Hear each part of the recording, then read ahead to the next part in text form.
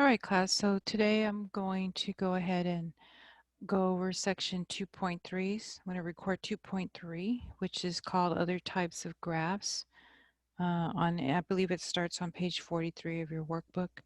And so this is your quiz study guide.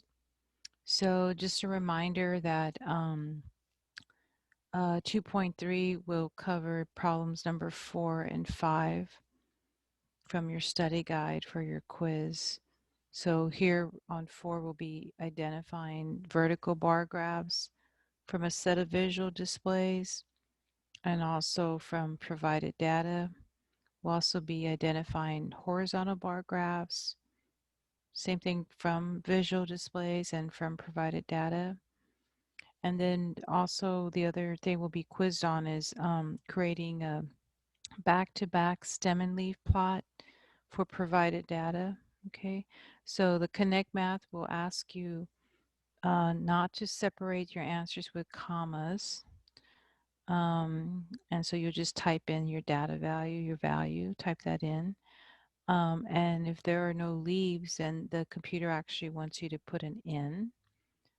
Usually when we do it by hand, we just leave it blank, leave that row blank. But in Connect Math, they're going to remind you, they're going to ask you to put type a capital N. So you also, let's see, construct the part for specified data, construct the part for other specified data. So it's very similar. They're going to give you data. I want you to construct that on the back-to-back stem and leaf plot. And then you're going to compare the distributions by calculating the mean for the data provided. And then comment about discussing the variability. Okay. All right. So let's take a look at your section then. So so there really won't be much calculation up until we get to the stem and leaf plot. So it's just me going over and reviewing these types of graphs. So let's see, we have a bar graph. It represents the data by using vertical or horizontal bars whose heights or lengths represent the frequencies of the data. So here you see you have an example of college spending for first year students. And you can see they're spending some money on electronics, dorm decor, clothing, things like that. So I have a note to share with you here that these are examples of qualitative categories.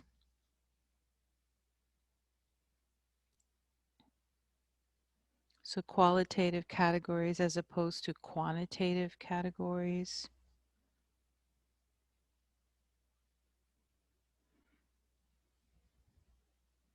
All of these here. And then here at the bottom, these are examples. See these types of graphs here? This would be your example of a horizontal bar graph.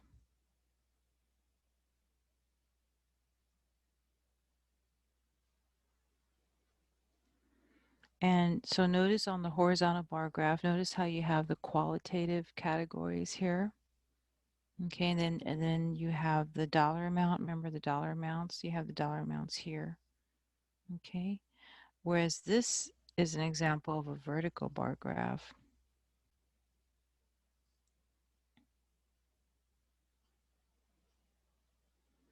And notice here that the qualitative categories are listed on the x-axis. So here you have qualitative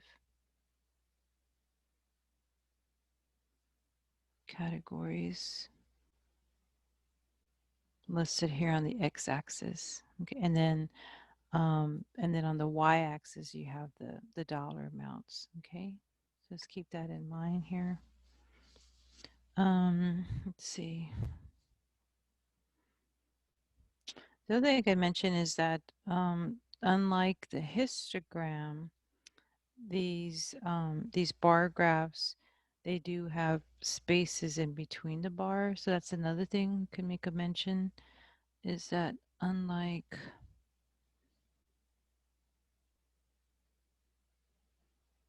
histograms,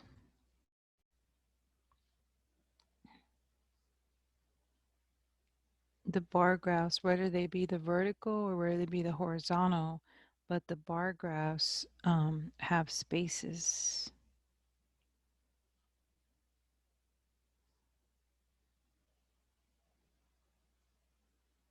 in between the bars. Okay. So you, I guess you, that would be a good, distractor. You don't want to make a mistake and quickly choose the wrong answer to match your data. Like you might, don't think that, don't think that it could be um, a histogram. Remember the qualification for a histogram is you have to have class boundaries, remember, on the x-axis. Yeah. And so just be careful with that. Okay. All right. Um, so it says here the graphs show that first year college students spend the most on electronic equipment. Yeah, so that was the longest bar. Okay. Now, the next graph we have is a Pareto chart. So a Pareto chart is used to represent a frequency distribution for a categorical variable. Okay. And the frequencies are displayed by heights of vertical bars, which are ranged from highest to lowest.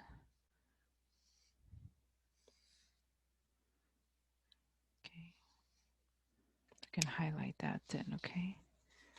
All right. So we look at let's look at the next page and see what they have. It should have an example on the next page. Oh, let's see. The other thing I was going to add here, I have a note here to add that the Pareto charts, these Pareto charts, like their distribution, their data distribution, they often have they're going to have a reverse J shape data distribution.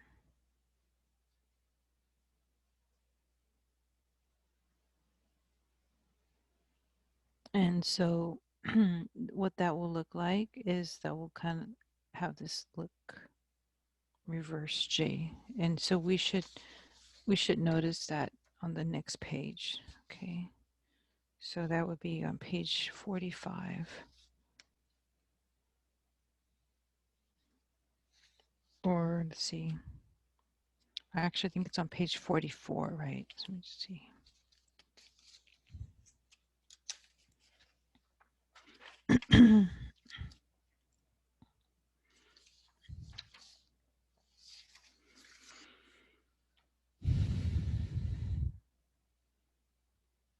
Okay, so you can see here how we're working with police calls.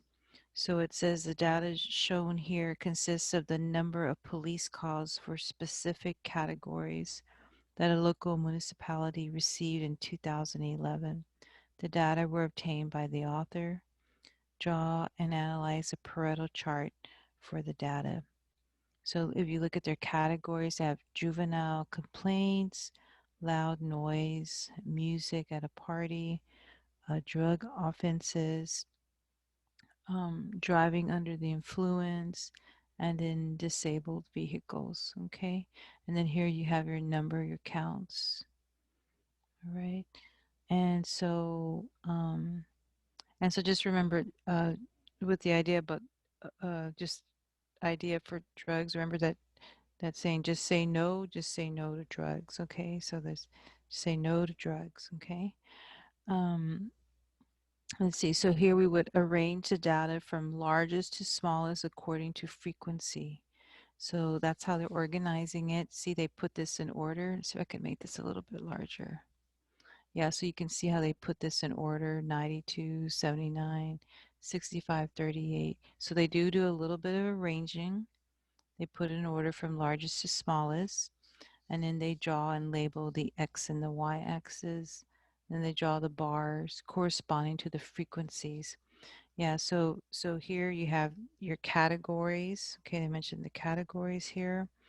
And then you have your the numbers listed here. And then you've got that that decreasing. the bars are decreasing from highest to lowest. So that's important to note.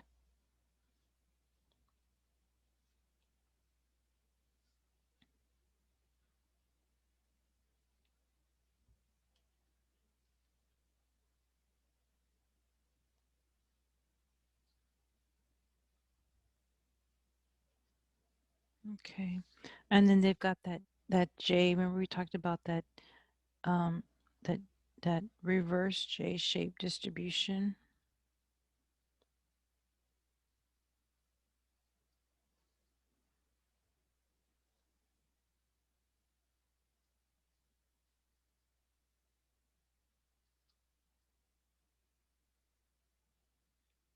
Yeah, so you can kind of spot that here and see that look there. Okay. Um, and again, on the categories, these are uh, qualitative, not quantitative with numbers, but qualitative categories. Okay.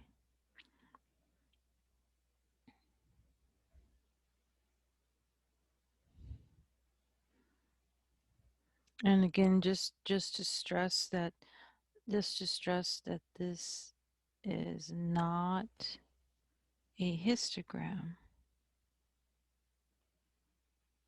And why? Because remember, histograms, they require class boundaries on the x-axis.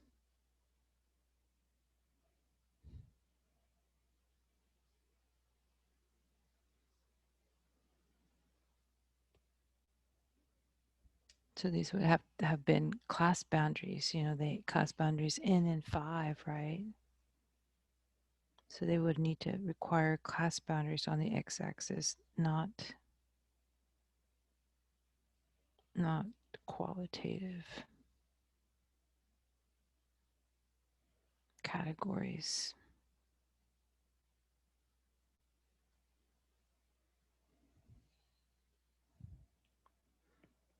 Okay.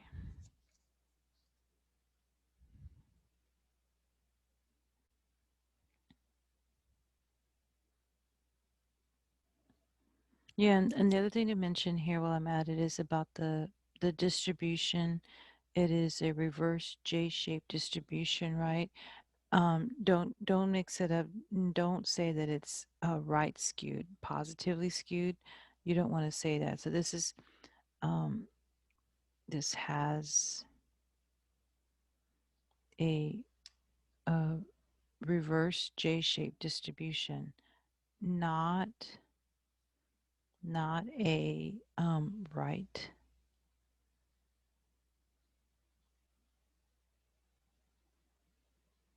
positively skewed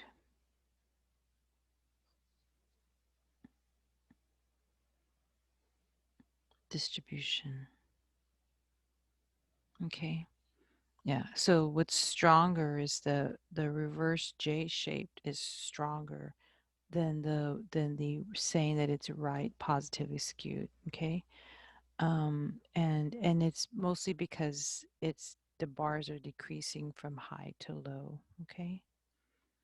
All right. Okay. So then let's see. That was next we're going to a time series graph.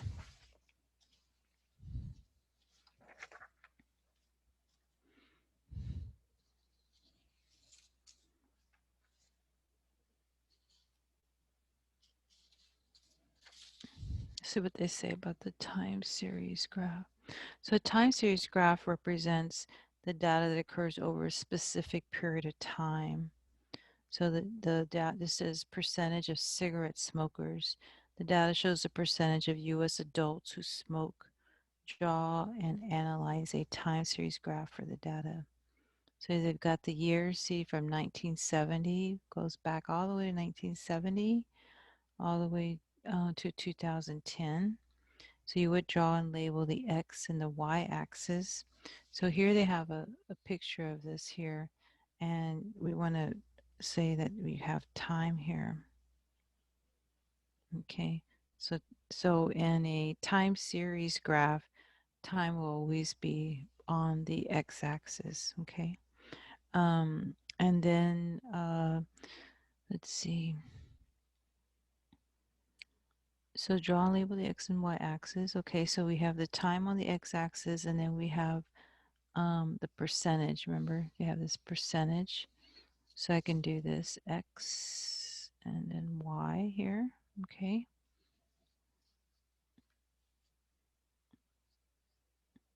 And label the x and y axis for years and the y-axis for percent. Okay. So we've got the years also labeled here. See that? Plot each point according to the table. And then you would draw line segments connecting the adjacent points.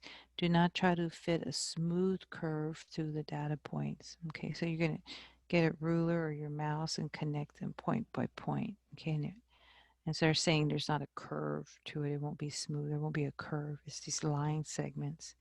So like this first point here, this is going to represent 1970 comma 37.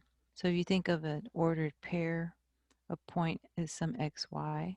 This point here is 1970, that's your x, and then your y is about 37. And this next one is a 1980s. And if I look at this here, see 1980 to 33. Okay. And then if I go and label this last point would be this 2010 to 19.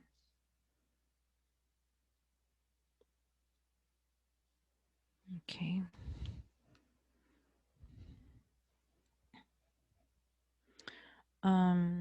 The other thing I wanted to mention is that it says here that there has been a decrease in the percent of smokers over the 40-year period. So one thing I want to say something first about the decrease and then about the 40-year period. So the decrease when you're studying graphs, we always study graphs from left to right.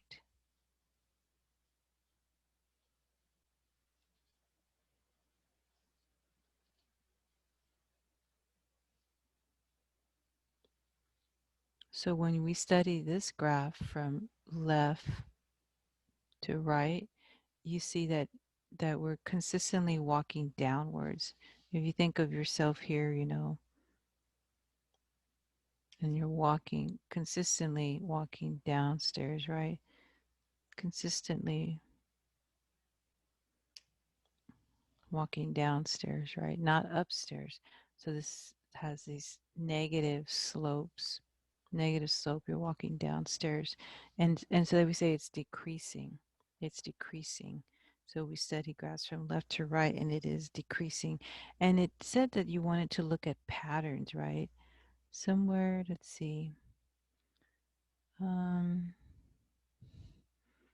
wasn't there a comment about you usually want to look for patterns among let me write this down. I don't see that here. You want to on a time series graph, you do want to look for any trends or any patterns that occur over time or over a time period.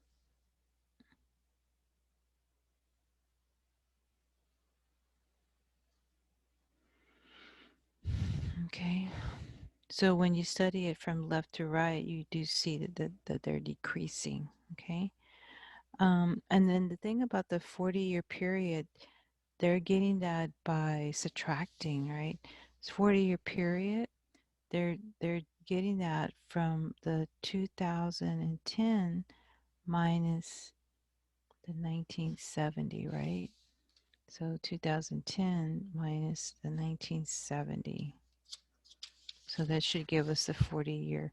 0 take away 0 is 0. Make this an 11. And I can make this 20 into a 19, right? And 11 minus 7, 7, 8, 9, 10, 11. Yeah, so see that gives us the 40-year period there. Okay. All right, so then now let me see what they say about the pie graph. So, and we have a picture of it on the other side, okay? So a pie graph is a circle that's divided into sections or wedges according to the percentage of frequencies in each category of the distribution. Okay, so then let's look at that here. Let's see.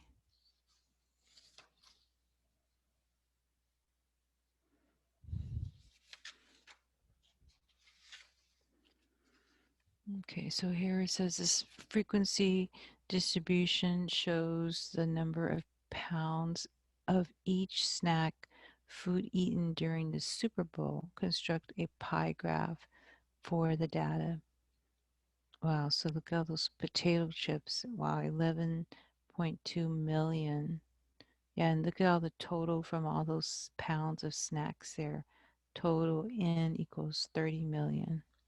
And I have this pie graph here which is reflective of, they called it Super Bowl snacks. Yeah, so we had that here. Super Bowl snack foods. So they put Super Bowl snacks, okay? And if we look at these percentage, like this one here says, looks like 37.3, the potato chips. So what we could do is find the percentage of potato chips. We could take the potato chips and then divide that by the total in and then multiply it by 100%. So our potato chips is at 11.2 million.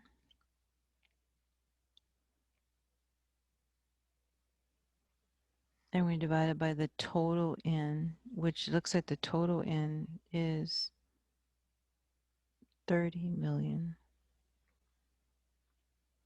So I have 30.0, which is 30 million. And then times 100%. Let me get my calculator out. Let's see, let me do that. So we have 11.2 divided by 30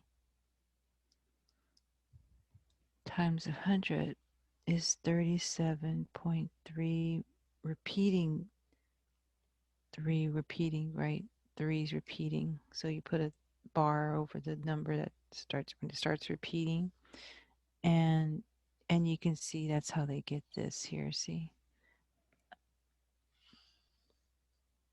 So they said, does that is that 37.3 or 37.4? So they agreed that it was on the low end 37.3. Okay.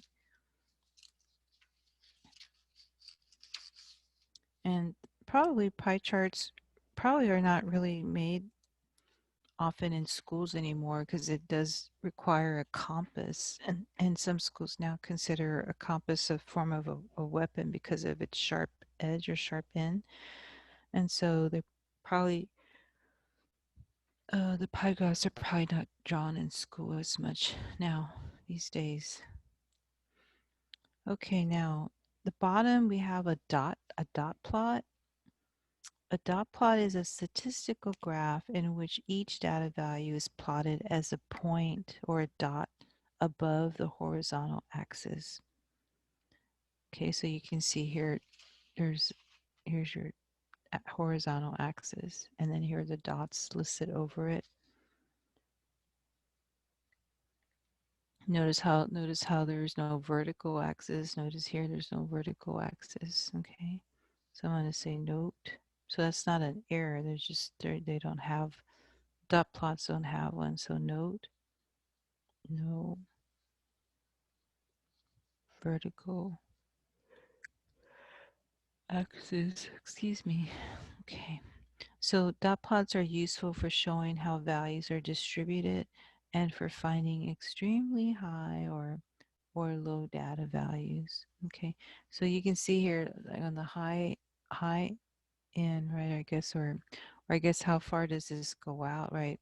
This is going to be this is the x-axis only, and this is actually going to be actually these are storms. These are storms.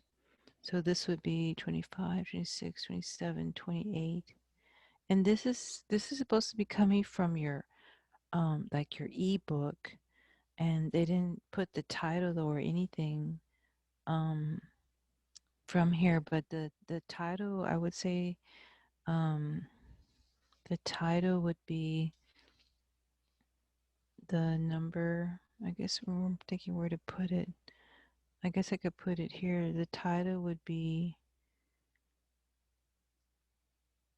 let's squeeze it right here. This is coming from this is the number of named storms each year. And this is for also 40 years. And this was from 1970 to 2010. Okay. Okay. And let's see. So each number is going to be plotted on your number line here. Okay. Um, if the number does occur more than once, then you would add another dot for each occurrence. Okay, so I guess I can write that down. So each number is plotted, excuse me, on the number line.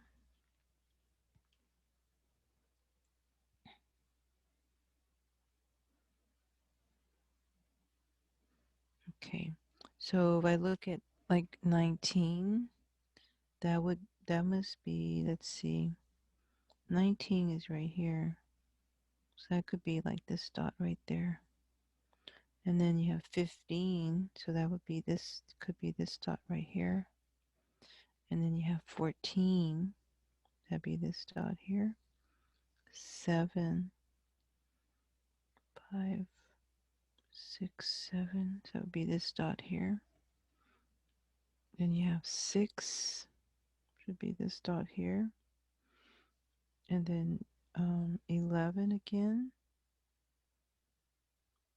No, 11, not again, just 11, okay. Oh, okay, yeah, and then another 11 again. So for example, you could do that, and then you would go through the motions all until you get to this last one. See this last one, 9. So that last one, 9, would be this one. The last one would be that there for 9. Okay. So that would be the idea for this dot plot. Um, so let me say I have also a note for here data. What we're doing is we're showing, this is showing the number of, excuse me, of named storms. And this is each year, wow, for the last, wow, 40 years. Yeah, so like currently right now they're running out of names, right, for those storms or those hurricanes, right? They're going to, when they do that, they have a list that they renew like every 5 years or so, the weather people. But when they run out of exhausting their list of names, then they start going into Greek letters, right? Greek letters to name the storms. So it looks like they're going to be going into Greek letters now. Okay.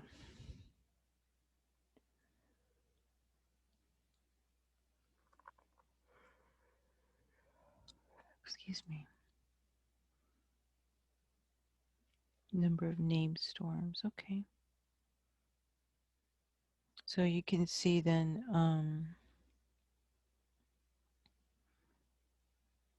let's see. Let me write a comment about your peaks. So if I start off with your peaks, the highest amount of dots would be this one. This has 1, 2, 3, 4, 5. This would be considered, of all of these, that would be considered your peak.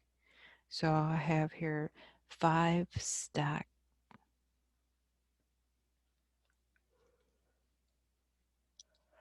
Excuse me, 5 stacked dots. Okay, so I'm going to say that there were 5 years, because there's 5 stacked dots, and there were 5 years when 12 storms occurred.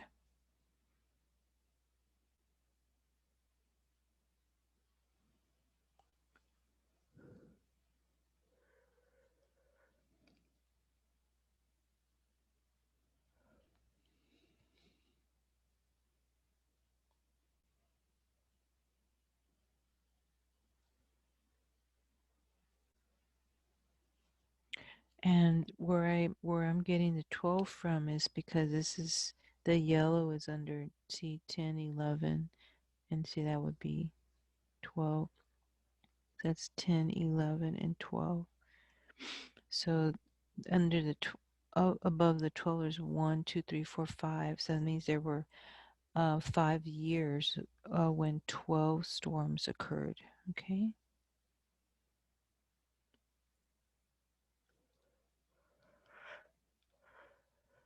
Okay, what else? Let's see.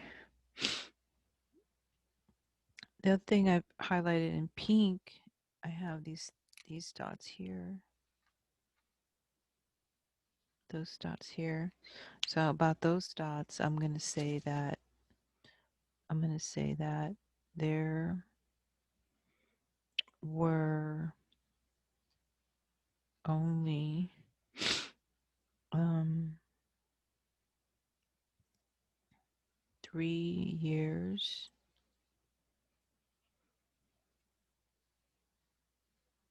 when,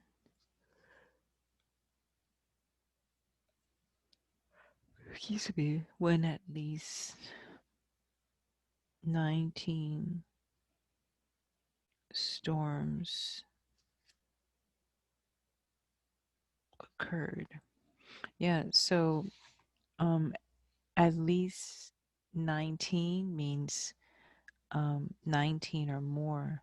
So yeah, see this 19, there's 2 here. And then over here, look at this. This is the one that has 28.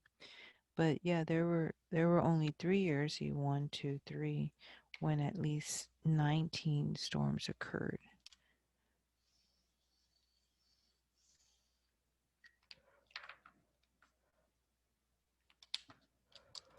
Okay.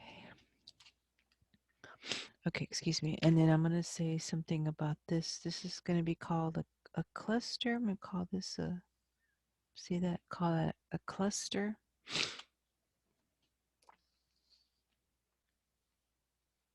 Okay, so what I'm going to say about the cluster.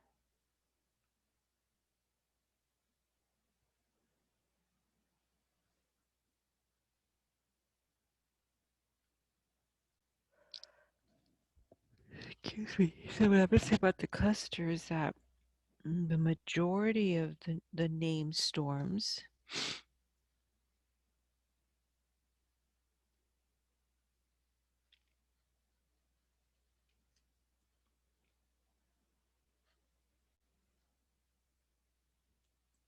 the majority of the named storms occur with frequency between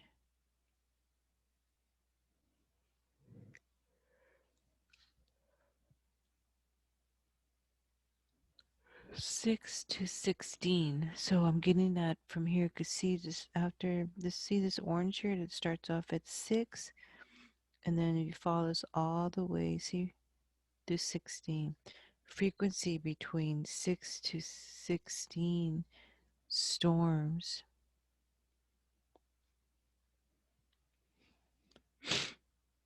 per year.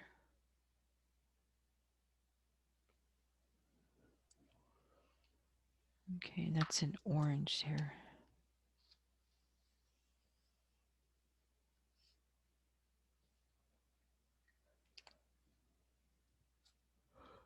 Excuse me. Okay.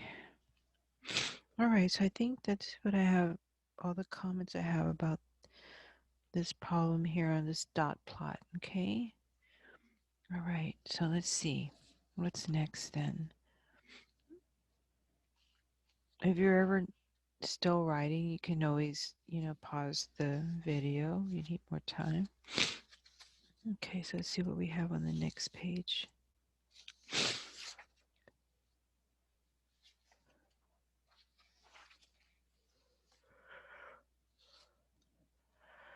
Excuse me.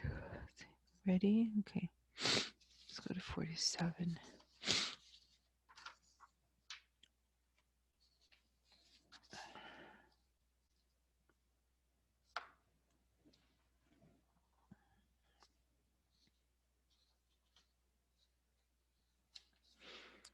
Okay, so let's see what we have here. So this says a stem and leaf plot is a data plot that uses part of a data value as the stem and part of the data value as the leaf to form groups or to form classes. It has the advantage over group frequency distributions of retaining the actual data while showing them in graphic form. So here they have an example of an outpatient testing center and the number of cardiograms performed each day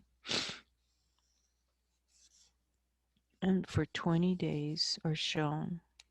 So if I see 1, 2, 3, 4, 5, 5, 10, 15, 20. Yeah, so these are 20 days, and on one of those days there was 25 cardiograms performed. Then there was 31. Then there was 20. One day had only two cardiograms were performed. So that's the information that's given. Okay, and then they want you to create a stem and leaf plot. Okay, so let me mention this first at the top. I'm going to say that as an example. I'm going to say that if this, let's just say if the small, let's just suppose that if the smallest data value is 32, we could use this range of 30 to 39. If the smallest data value were 73, then we could use a range of 70 to 79. And if the smallest data value were 2, we could use a range of 0 to 9. Okay, so this is just, we're going to talk about ranges because when we set these up, preliminary work, we're going to set up preliminary work, organize data in ranges, and then from there, then we'll make our stem and leaf plot. But what you'll notice on all these ranges here that we've created, that the range includes 10 digits each.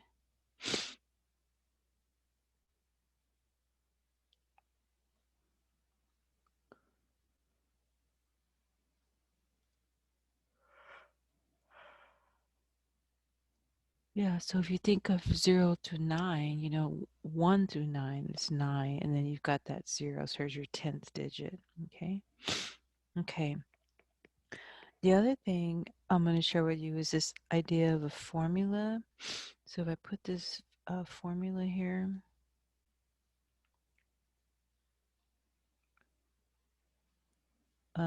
number of digits minus 1. Okay, so for the most part, this data has 2 digits. With the exception of this, it's just 2, but they fill in with a 0. But really, the majority of your data has 2 digits in it. Okay, and so when I do 2 minus 1, 2 minus 1 is 1. And this would identify the number um the number of digits in our stem. So there would be just, for us, 1 digit stems. And if you look ahead at this, see these pictures here? See this right here? See this? Like there's a line right here. See that? Well, this left side is called your stem. This right side are called the leaves. Okay? So your stem and your leaf. And I'm not really going to look at this one so much because this one's unordered. So usually Connect Math likes to have them ordered. And so the leaves here, Connect Math likes the leaves to be ordered from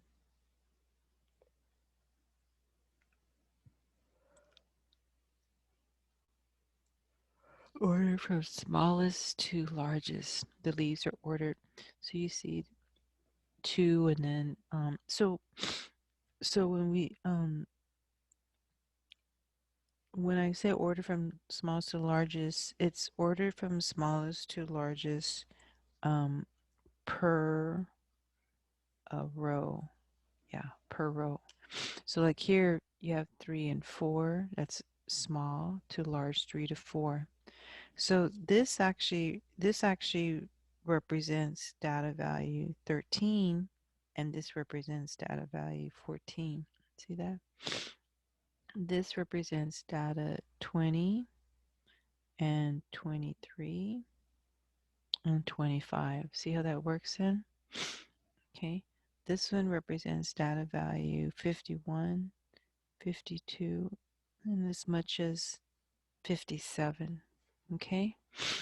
And so these leaves are ordered, and that's smallest to largest per row. Okay. So they put them in a little bit of order there. Um, the other thing is when you're creating a stem and leaf plot, it is a little difficult just to go straight to this setup here. Usually you need some kind of scratch work, some kind of preliminary work. And so because of that, you want to keep track of the smallest data value and the largest data value. So the smallest data value,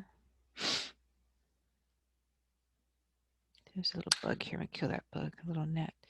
The smallest data value is going to be 2 here.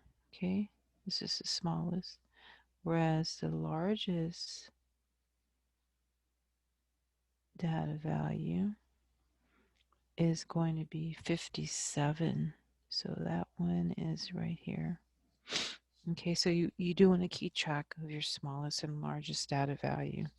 And the other thing I would recommend you do is, because it's hard just to go straight into this and create this, the other thing I would do is set up first a range in the data, which is kind of why I was talking about the range up here. So if I create that here, range, and then data, and I want to draw, let's see, 1, 1, 2, 3, 4, 5, 6. Yeah, I'm gonna do 6 because I'm looking at, see, 1, 2, 3, 4, 5, 6. See, I'm gonna try and create 6 spaces here.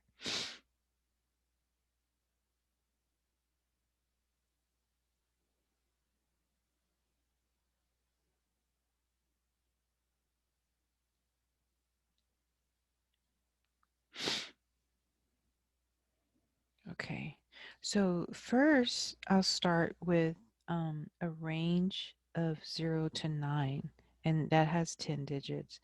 Then I'll go from 10 to 19, which has 10 digits. Then I go from 20 to 29, and then 30 to 39, and then 40 to 49, and then 50 to 59. Okay. All right. And then what I would do is after you create a range, um, then I would uh, start organizing your data within the particular range. So this here is to help you organize the data before you create the stem and leaf plot. So I would go ahead and um, list your data in the appropriate range. So like first you have 25. So 25 would sit here. And we don't put commas here in the stem and leaf plot, but this is preliminary work. So I will put the commas here, okay? Just to separate the data. Okay, then I have 31, and then 20, 32, 13, okay,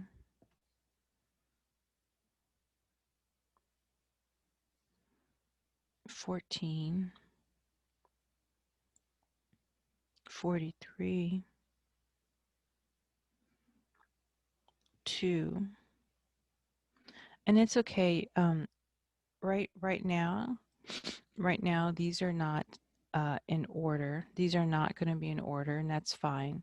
But when we set this part up, the ordered stem and leaf, then they will be put in order. I'm just trying to organize my data first, okay? So I stopped at 2, right? And then 57, 23, 36, 32, 33, 32, 44, another 32, 52, 44, 51, 45. Okay, so you see how we got that data organized? Okay, and so then next we would create. So this this is preliminary to organize data. It's preliminary to organize data. Preliminary to organize data, okay? Okay, so then remember this was helpful.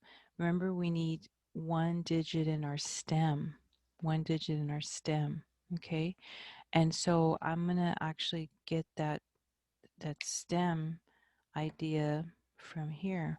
So we have one number of digits in our stem. And so I'm going to get these kind of like, see this 0, and then see the 1 and the 2 and the 3 and the 4 and the 5. That's the idea. Okay. Also, if you look at 13 and 14, see how those have ones? 25, 20, 23. See how those have twos? See these? So these are your stems. See how it starts 0? So there's your 0, 1, 2, 3, 4, 5. See how you get that? Because we said that one digit in our stem. Okay. And then I just put these in order. Now my leaves, these are my leaves now. So 2 is a leaf. And then the 3 and the 4 are leaves. So that's already in order, 3 and 4. And then these are my leaves, 5, 0, and 3. So you see that's this part right here. See? 5, 0, and 3. Okay. But now I put it in order. And if I put it in order, smallest, see? Smallest to largest. So the 0 goes first from the 20. So 20, and then 23, and then 25. So there's your 0 from the 20. 23, there's your 3 from 23, and then there's your 5 in the 25. Okay. And then this one, look at all the 30s, right? So it starts off with 31, and then looks like 4 32s. So see, there's the 131, and there was 4 32s, and then there was a 33, and then there was a 36. Okay. All right. Okay. And then you would just finish that. You would finish that. And so this could be helpful to arrange your data that way. And then you set it up in order. Leaves are from smallest to largest. And this is leaves on the right side, right? Because when you have a back-to-back stem and leaf plot, then you'll have also data on this side as well, to the left of your stem. So that's in a back-to-back stem and leaf plot. Okay. All right. So now let me see. What else do I need to mention here? Let's see.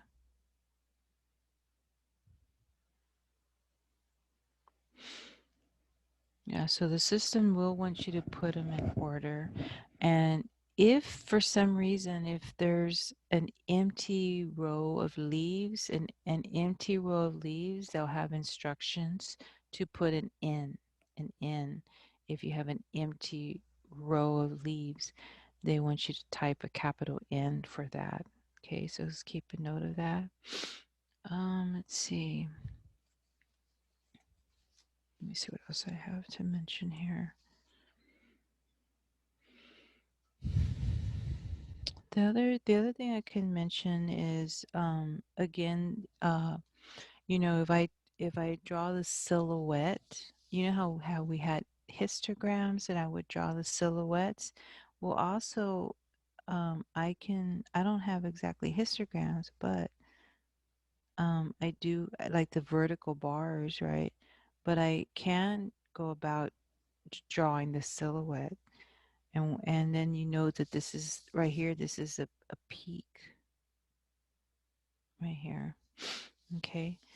And if I count my data value, so if I look how the data tapers off, see how this is 1, 2, 3. This is 1 and 2. So doesn't this look a little bit more like it's left skewed, right? It looks like this is going to be an example of uh, left skewed distribution, just because the data tapers off a little bit more on the left hand side. It's got 3 columns. Let's see, 1, 2, 3, 4, 5, 6. 1, 2, 3, 4, 5, 6, 7. It's awfully close though, right? This one has 1, 2, 3, 4, 5, 6 data values. This has 1, 2, 3, 4, 5, 6, 7 data values. So it's actually, I think this one actually could go a little bit either way, right? Left or right, because they both have this has 6 and this has 7, one more. The only thing is also if you look at the tail, this is this is more like the tail on this side. See how it says 2, where this is a little bit higher.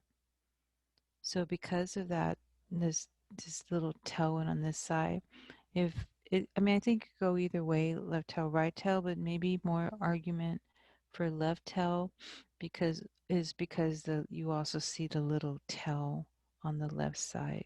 Okay, so it's awfully close with between left tail and right tail because this has 1, 2, 3, 4, 5, 6 data values. This has 1, 2, 3, 4, 5, 6, 7 data values.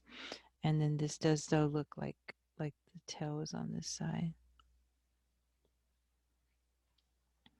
So it's really close. It's really close on that. Okay. Um, let's see.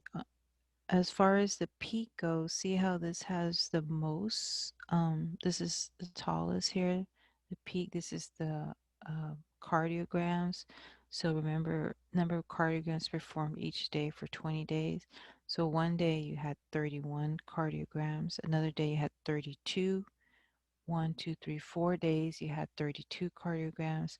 Then you had 33 cardiograms, and then you had 36 cardiograms. Okay. So I can say something like this. The peak reveals that uh, most of these uh, um, patients, right? It looks like they receive between 31 to 36 cardiograms, right? So one day there was 31 cardiograms, another day there was 32 cardiograms, uh, repetitively 4 times, 33 cardiograms, and then 36 cardiograms. Okay, so let me see.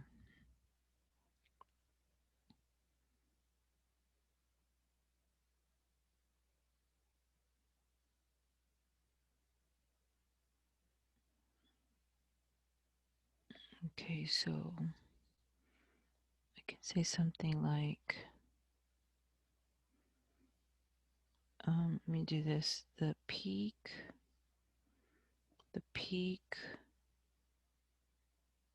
reveals that most of this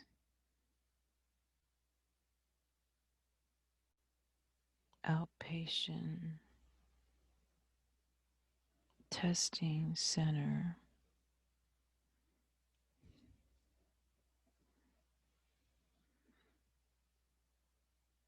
I don't know if I want to use the word experience or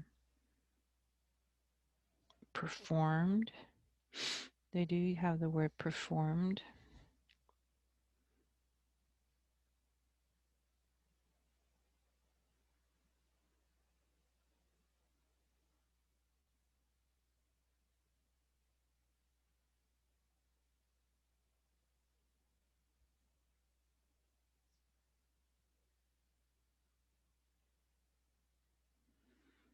So maybe I'm going to word it a little bit differently. The peak reveals that this outpatient testing center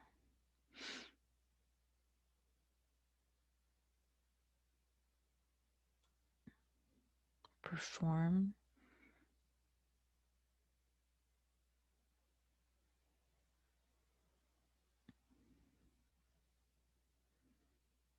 maybe we could say between 31 to 36 cardiograms, right? Because this is 31, this is 32 over and over 4 times, 33 and 36. Yeah, there's no 39, right? Or 38, but you've got numbers going from 31 all the way to 36. So I'm just emphasizing that amount from 31 all the way to 36, and that's at your peak. So the peak reveals that this outpatient testing center performed between 31 to 36 cardiograms. So that's at the peak, right? The peak of that. So I guess that'd be okay to word it that way then.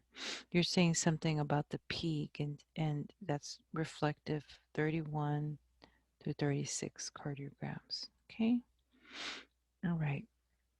Now let's see what's happening at the bottom here. Now down here, let's see what's going on here. Number of car thefts in a large city.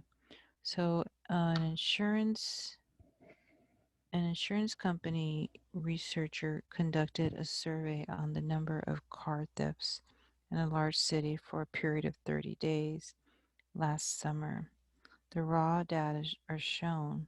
Construct a stem and leaf plot by using these classes. Okay, so if they want 50 to 54, and then they break it up into two groups of 50, see, 55 to 59, 60 to 64, 65 to 69, 70, 74, and 75 to 79.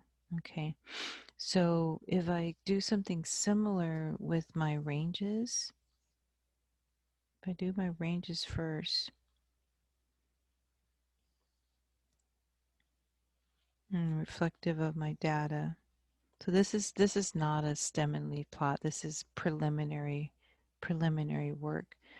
And they want you to set it up using this classes 50 to 54, 55 to 59. So this here won't have 10. Remember at the top over here I said these had um, 10, right? 10 digits, even when we talked about this range, includes 10 digits.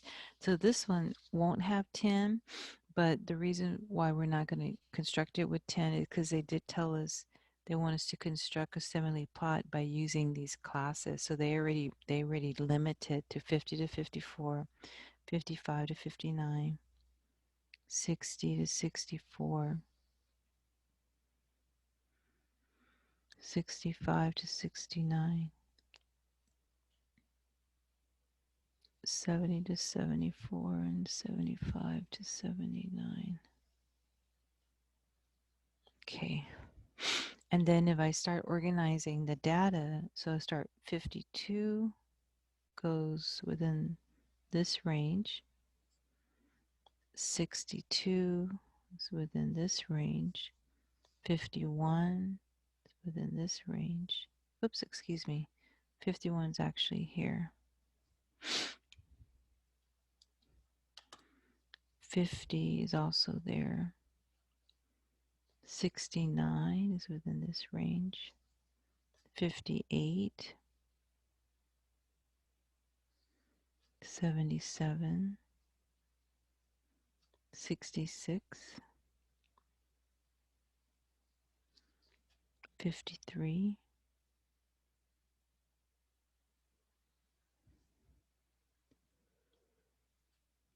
57,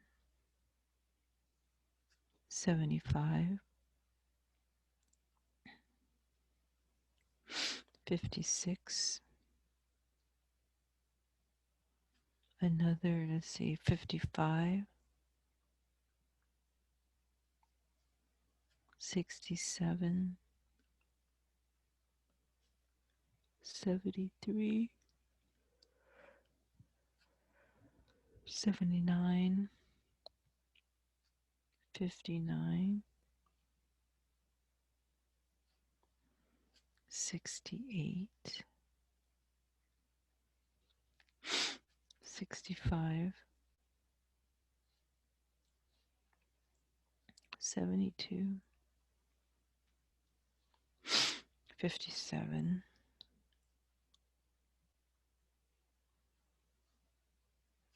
51,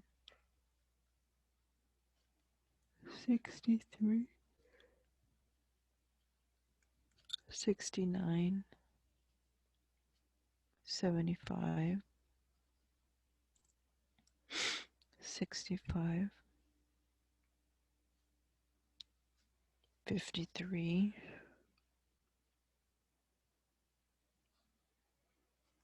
78, 66, 55.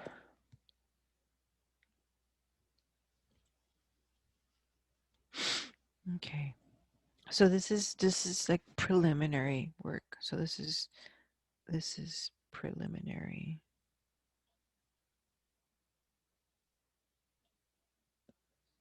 Preliminary work before your actual stem and leaf plot. Okay.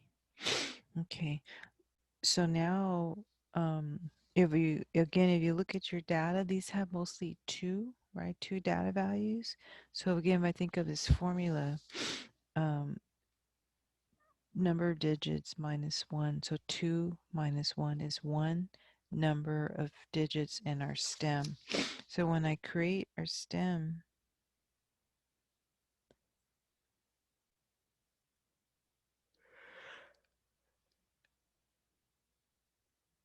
excuse me, there my leaves, my stem's going to have one digit. So when I do that, one digit, see, we're looking at, see all these are in the 50s, right? In the fives.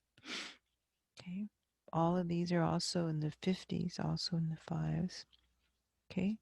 So that means I'll have this.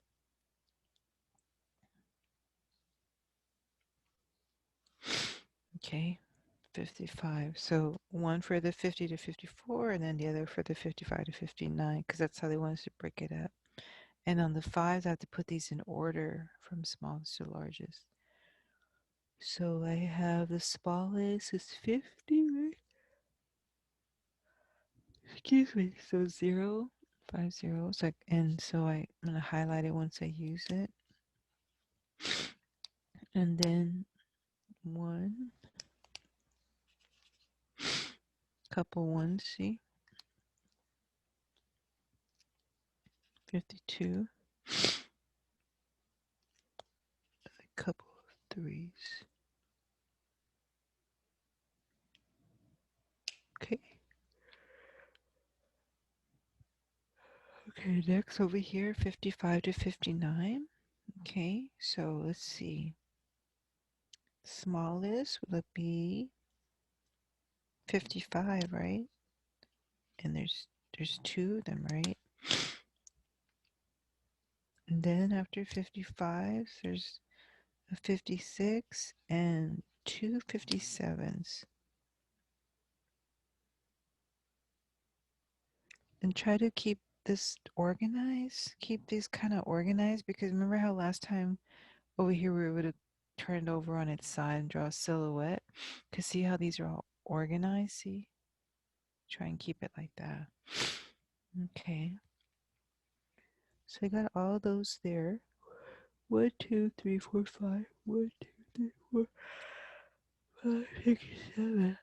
Okay, I'm missing something. What am I missing? 1, 2, 3, 4, 5. 1, 2, 3, 4, 5. 1, 2, 3, 4, 5, 6, 7. So I'm missing two more. It looks like it's the 58. So I need the 8 and then the 59. So I need the 8 and the 9. Okay. Okay, then next we have the 6, 6. So 2, that was already in order. 3, 6. Okay, how about these?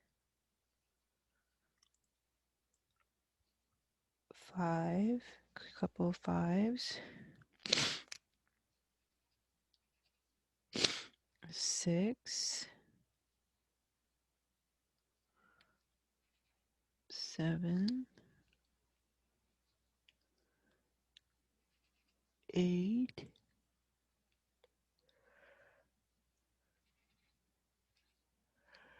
a couple of 9s. So 1, 2, 3, 4, 5, 6, 7. 1, 2, 3, 4, 5, 6, 7. Okay. Okay, next we go to the 7s. So we have 32 and then 33.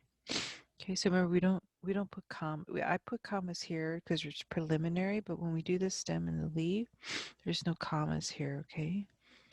And there's no ends. If any of these rows of leaves were vacant, then I would put an N. Okay, but they all have something, some data. And I'm just gonna put in order. So fives, two fives, and then what else? A seven, right, for 77. And then a 78, and then 79. Okay. And not all graphs lend itself to drawing a silhouette. So seeing how these are really low here, I wouldn't feel comfortable drawing a silhouette around that here. So that'd be fine.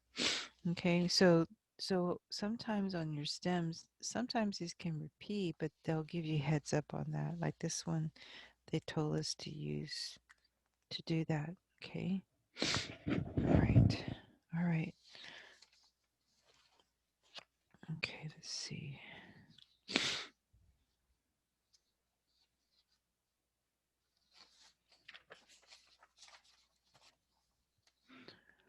I think, okay, so I have one more page of a back-to-back stem and leaf plot.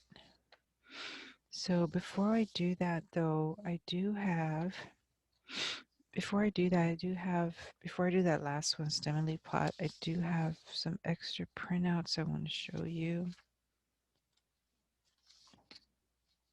Take a look at this. So these handouts, I'm going to go over these before I do that back-to-back stem and leaf plot.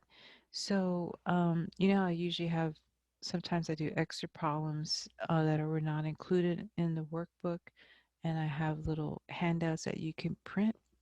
So if you haven't printed them yet and you have a printer at home, you can stop the video right now, pause it, and then you can go get your section 2.3 supplementary handouts to print.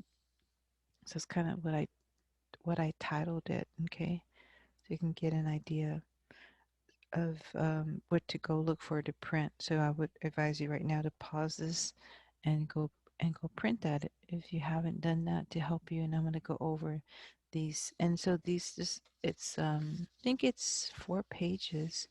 So here's this. And this is what this looks like. And then this.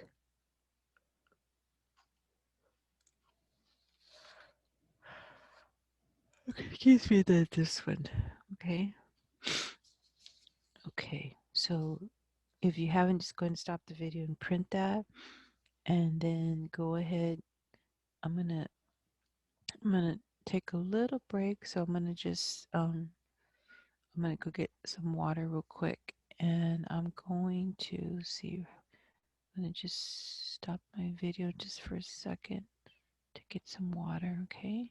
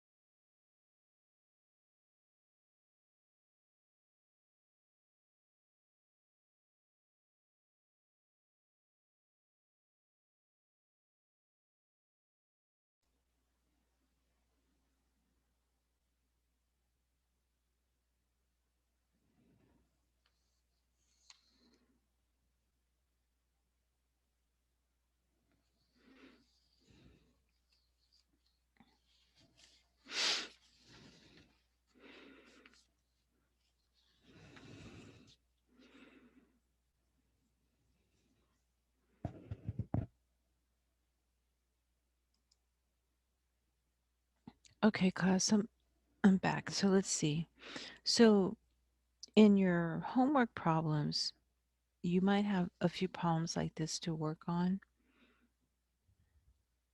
And notice here the directions on this problem here, 21. These are just problems like from your ebook, your ebook or your textbook. It says state which type of graph, the Pareto chart graph or the time series graph or the pie graph. Um, so decide which graph uh, would most appropriately represent the data. Okay. Um, and so when you think about the graphs that we studied, um, we looked at the vertical and horizontal bar graphs, so they did leave that out.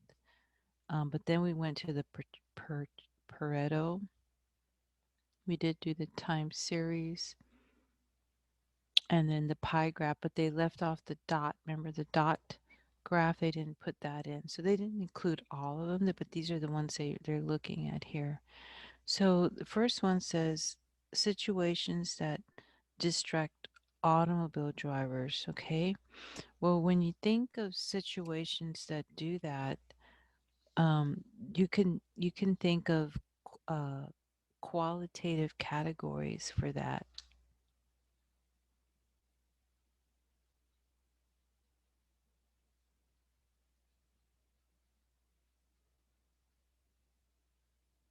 If you were to do a count, and you could describe the categories as qualitative, so maybe like phones, right?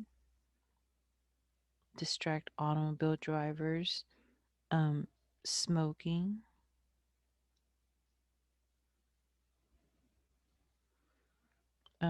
when you have people adjusting the devices like the radio.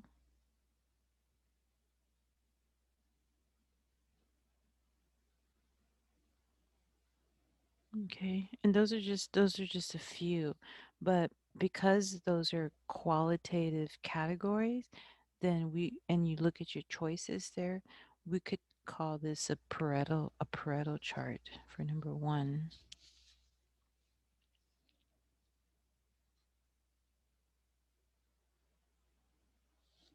Okay. Number 2, number of persons in an automobile used for getting to and from work each day.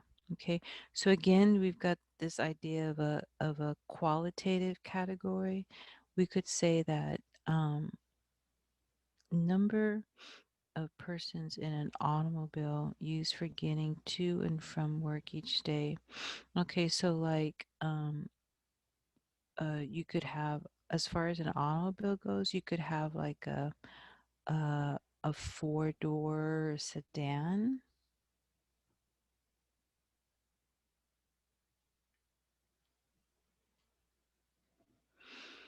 or maybe a two-door truck,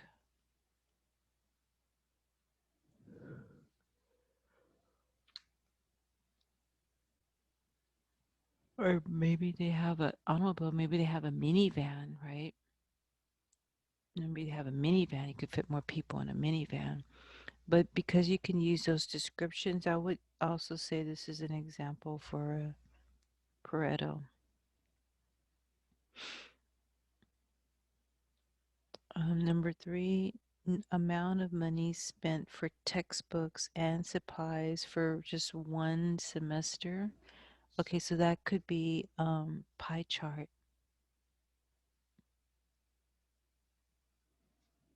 Okay,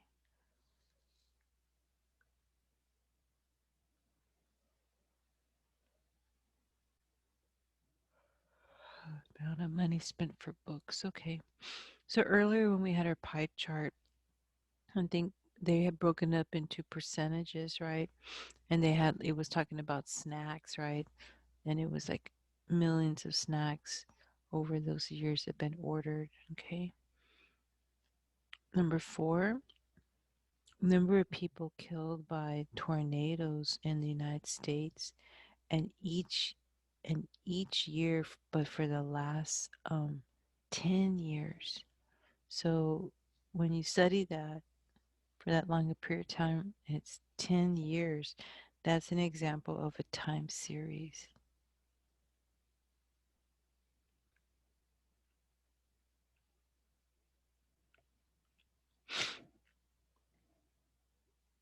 Number 5, the number of pets. So I like this problem because they give you the qualitative category. See, dogs, cats, birds, fish. So they give you the qualitative categories.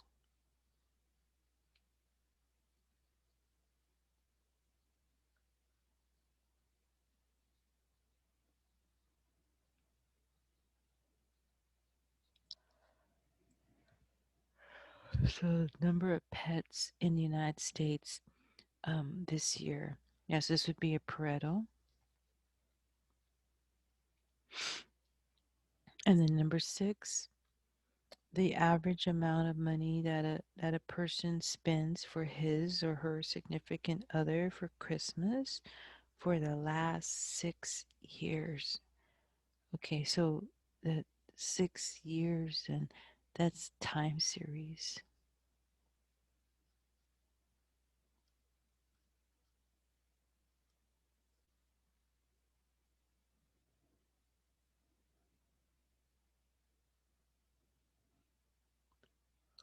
Time series. Okay. Excuse me. Okay, now on the bottom, again, if we focus on time series and I'm looking for the amount of years, see this one right here? See number 1 there? And also number 5. See that? 30 years, 5 years. Those are time series.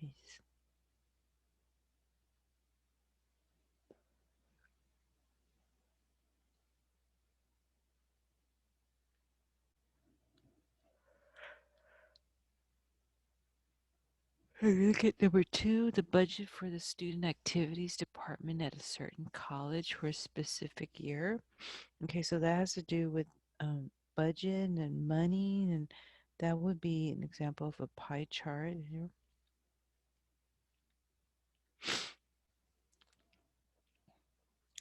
Number 3, the mean transportation of the students used to get to school. So maybe they ride a car or bus, or maybe they have a motorcycle. But that would be Pareto.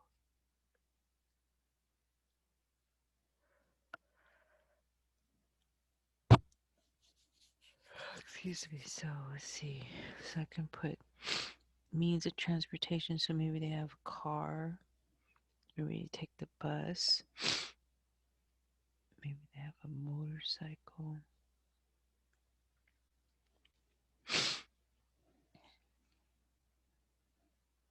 Number 4, the percentage of votes each of the 4 candidates received in the last election. Okay, that's a percentage. So that could be a pie chart.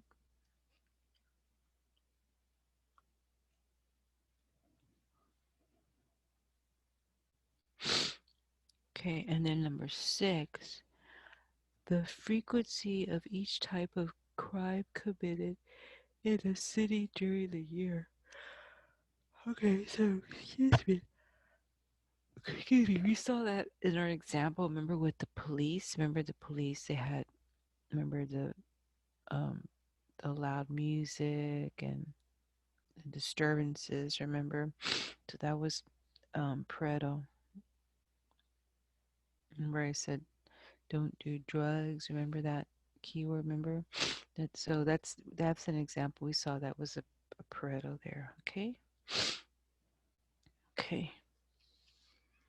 Okay. Then at the bottom, I have another example of a stem and leaf plot. Okay. So these are salad dressings, calories in salad dressing. So listing of calories per 1 ounce of selected salad dressing, not fat free, is given below. Construct a stem and leaf plot for the data. Okay, so if I simply start by setting up the data with the range, With a range? Okay, so let's see. So first I'm going to think about the smallest data value. Smallest data value here is going to be 100. Okay, largest data value is actually going to be 190. You can spot that on your chart. But smallest is there's several 100s, and then largest is 190. So I can see that one right there. Okay. Okay, then when I do the formula, I do the number of digits in our data.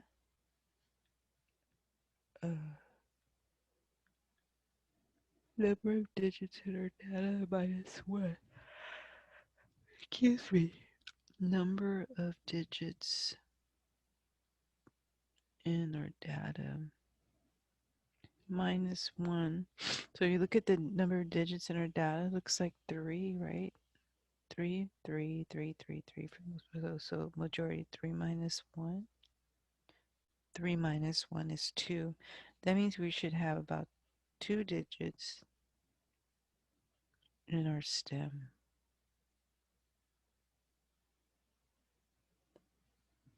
2 digits in our stem. Okay. Okay, so then keep that in mind. Okay, now over here, when I go to my range and then my data values,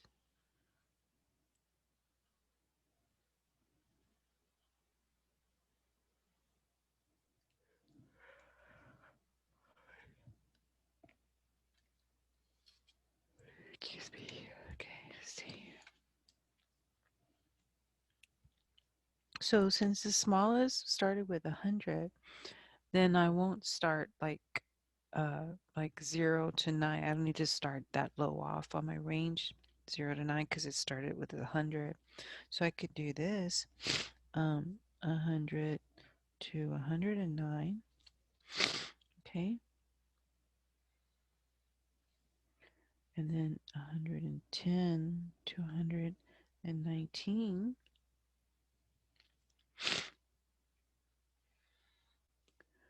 And then 120 to 129. 130 to 139. 140 to 149.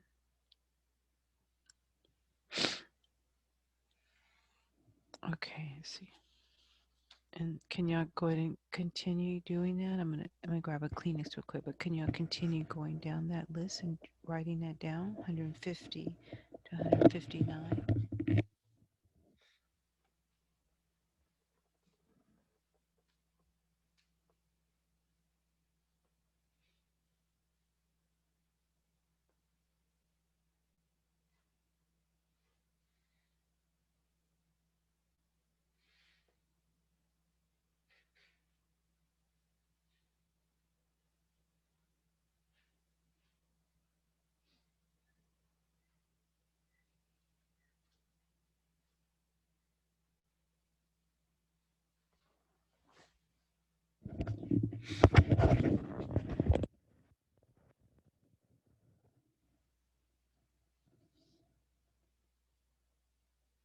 So 150 to 159.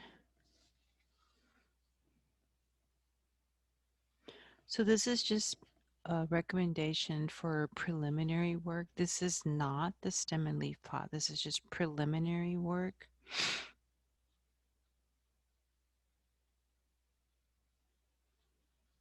to organize our data.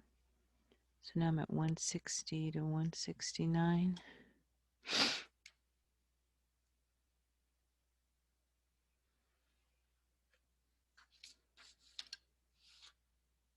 170, 179,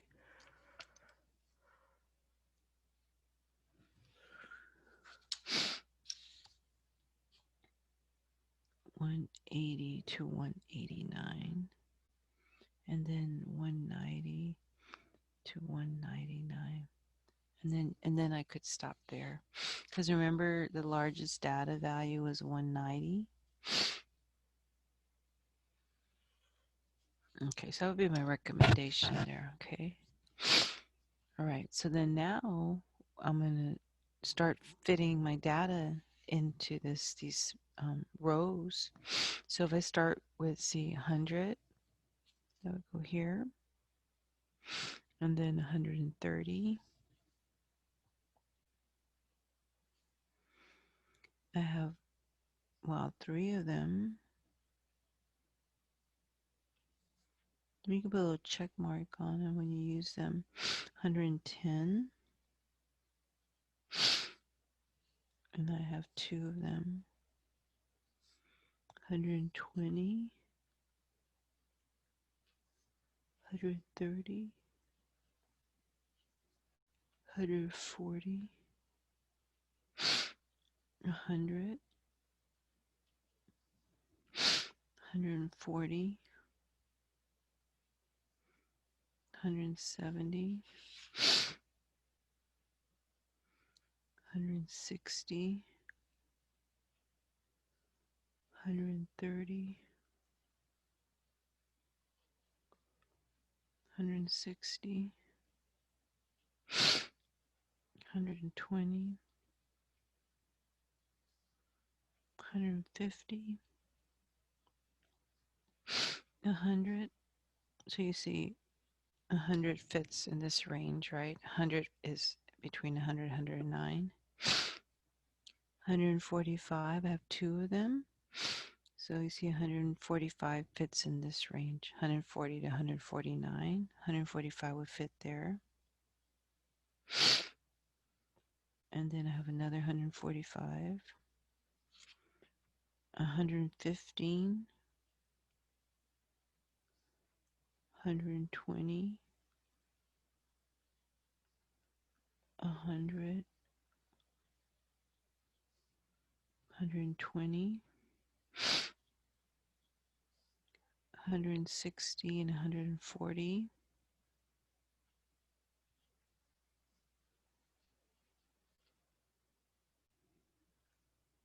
120, 180.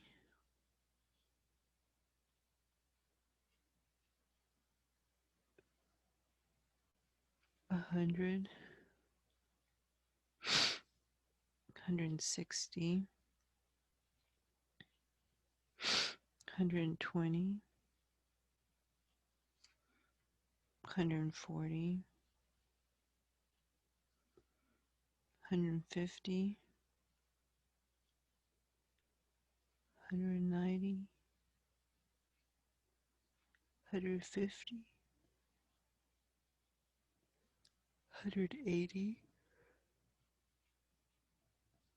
And then 160.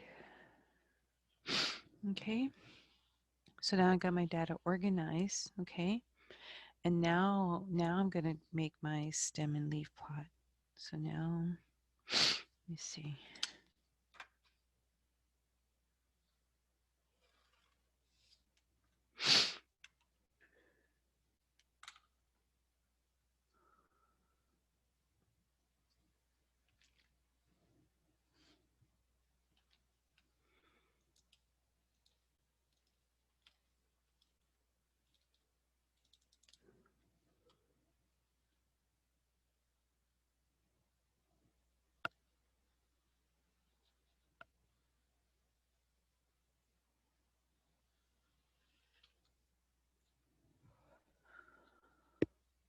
Stem and leaves.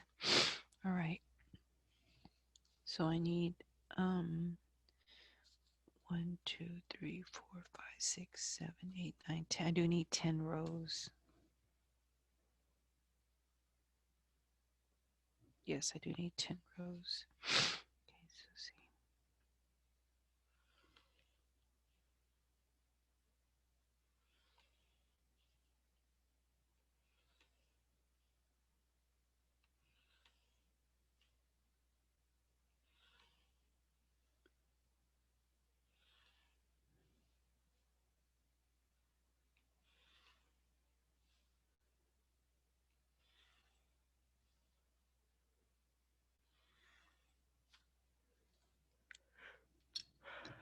Okay. Excuse me. Okay, so now let's see. So now remember, our digits, amount of digits is 3. 3 minus 1 is 2. So there's 2 digits in our stem. Okay, so 2 digits in our stem would look like this then. First stem would be like 10 and then 11. And you can also see that here. First 2 digits, 10, 11, see, 12, 13. First two digits in our stem.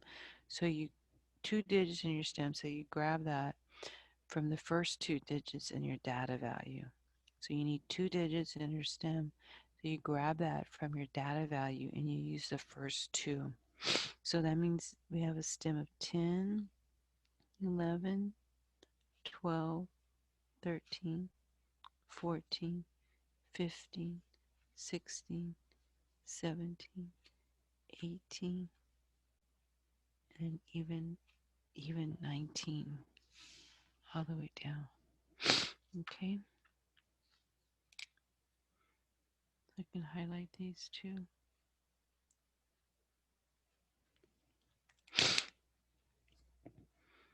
Okay, so now when I organize my leaves, and I need um, smallest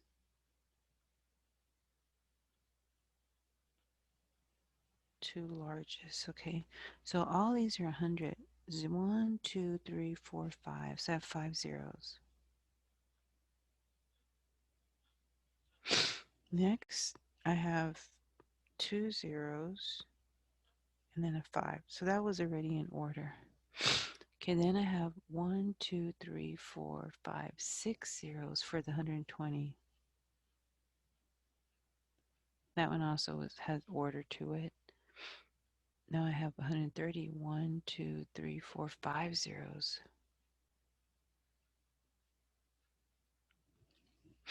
Okay, now look at this. So we have 1, 2, 3 zeros for the 140.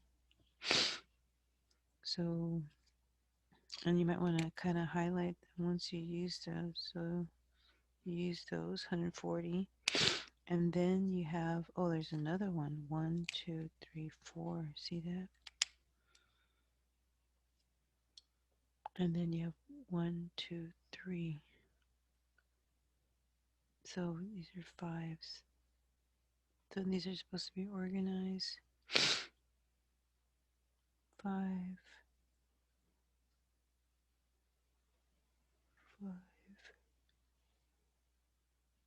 5. 1, 2, 3. Okay. Okay, now 150. I have 3 zeros. 160. I have 1, 2, 3, 4, 5 zeros. 170. I have 1 zero. 180. I have 2 zeros. And then 190. Okay. Okay. And then and so this is your stem and leaf plot. Okay. So this was helpful because I was looking at these to help me, right, organize those. And the peak, it looks like this has the most. See, 1, 2, 3, 4, 1, 2, 3, 4, 5, 6, 7. 1, 2, 3, 4, 5, 6. Not by much, but this looks like the peak is at the peak is at row 14. Okay. So here I have the peak reveals there were 7 dressings. 1, 2, 3, 4, 5, 6, 7. There were 7 dressings with calories requiring or using between 140 to 150 grams. Okay. So I don't know where can I put that about the peak. So I put it up here. So the peak reveals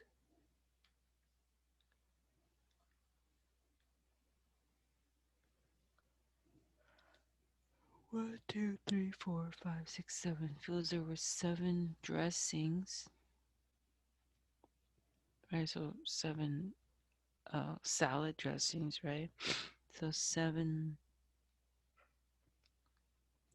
salad dressings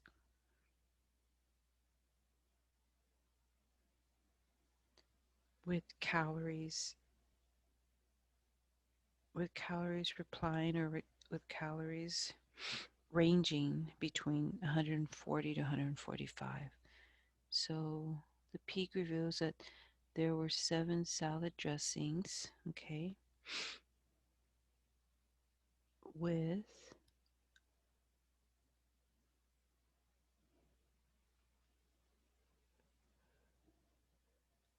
calories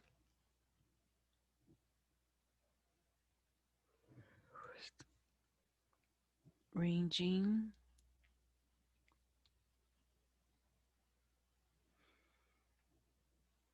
between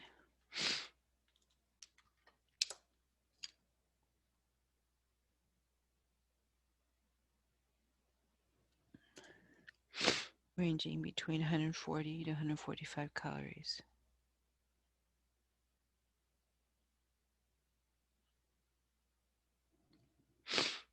Okay. Okay.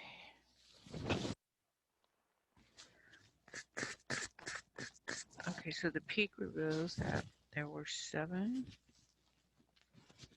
salad dressings with calories ranging between 140 to 145 calories.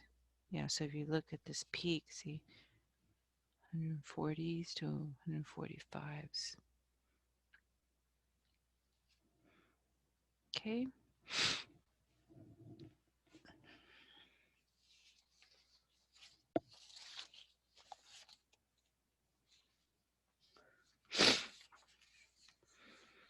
Okay, then let's see. Before we do this back-to-back stem and leaf plot, I did have some other samples pages to show you. Excuse me. Let's see. So this is just like for extra practice on your stem and leaf plot. So here you can see I've organized your data here. See how I organize your data? And I kind of put it order ready, smallest to largest. So here in our stem here, uh, when I kick this off, because I see my smallest leaf is 2, that's why, because my smallest leaf is 2, I know to kick, it's okay to kick it off with 0, okay? Also, if you think about the formula, 2 digits in your data, mostly, right? I mean, this has 1, but for the most part, there's 2 digits in your data, mostly for the most part, and then minus 1. So 2 minus 1 is equal to 1. So there's 1 digit um, in our stem. Okay. So I'll kick it off with, because our smallest data value is 2, I can kick this off with 0. But then now when I say 1 digit in our stem, that means now this is a 1. This would be 3 and 5 for 13 and 15. And then I'd have 2 here for 21, 28, 29. And then I would have, notice how there's no 3s. Notice how it jumps from the 2s to the 4s. See that? That's not an accident. Sometimes you will have gaps in between, and what Connect Math wants you to do is put an in here, is to go ahead and put an in. So usually when you're doing this by hand, you would just leave it blank. So by hand, stem and leaf graphs um, are left vacant, right? But the computer will tell you, um, it'll state to type in, okay?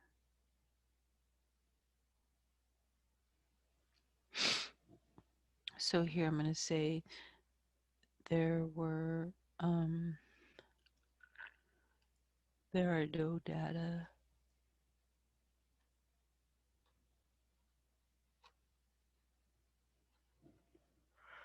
for 30 to 39.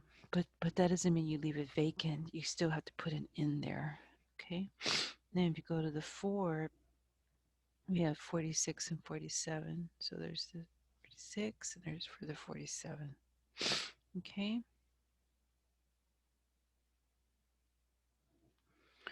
Okay, and we look down here.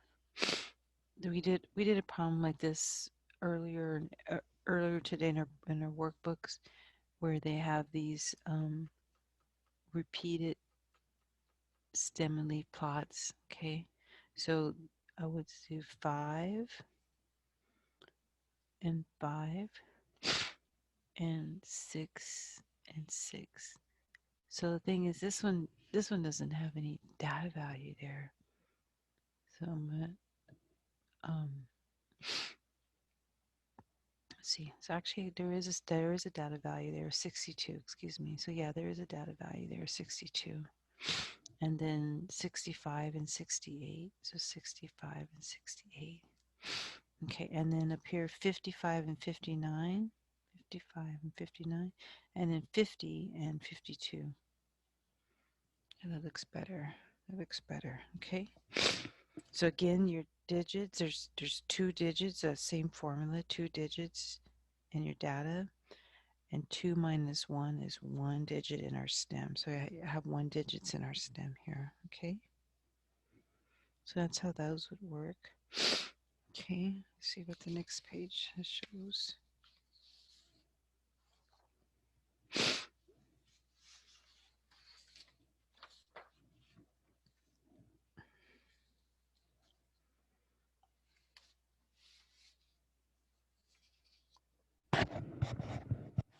Okay, so if I do this one by hand also, let's see. So let's see, note the amount of digits in data values or stem and leaf plot would look like the following according to Connect Math in our homework.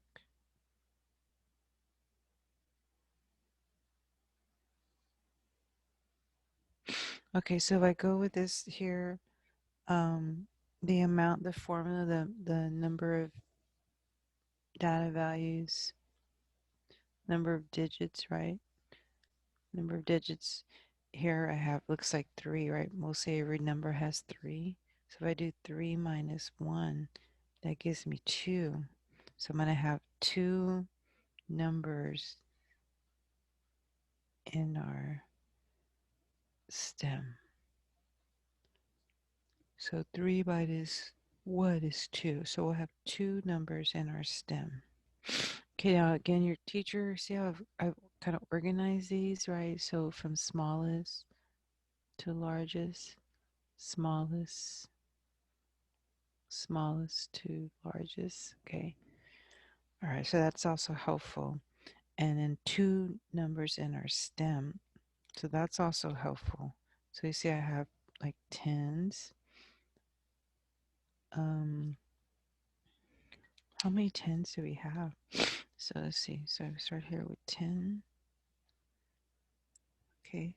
So we would have a 0 for that, a 0 for that, an 8, an 8, and a 9. Okay. And then notice how there's no 11s. See how there's no 11s? It jumped from 10s to 12s. So there's no 11s. So I would put an in here for not available. Not available. Okay. And so next we'd have a stem of 12, a stem of 13,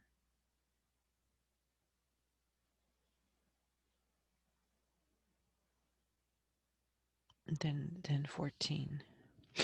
Okay, so I look at, I didn't have anything with 1, 1, 11, but I had 121, 122, and 123. So 121, 122, 123. Okay. And then on the 13, there's nothing here that's 13. So this would be N. Okay. And then for the 14, I have 0, 3, 4, 7, 7. Okay.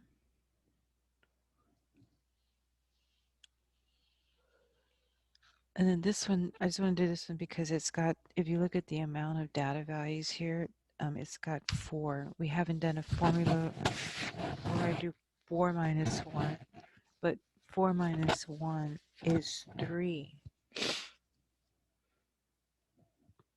So 4 data values minus 1 is equal to 4 minus 1 is equal to 3.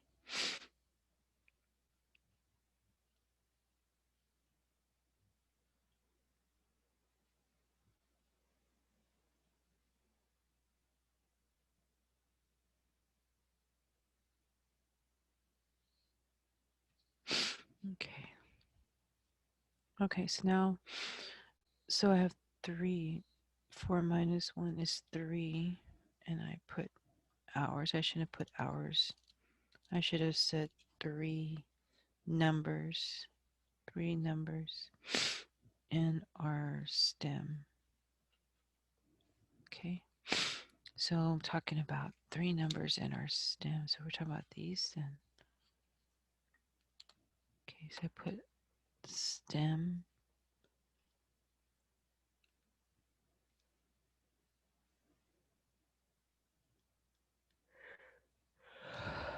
Sorry.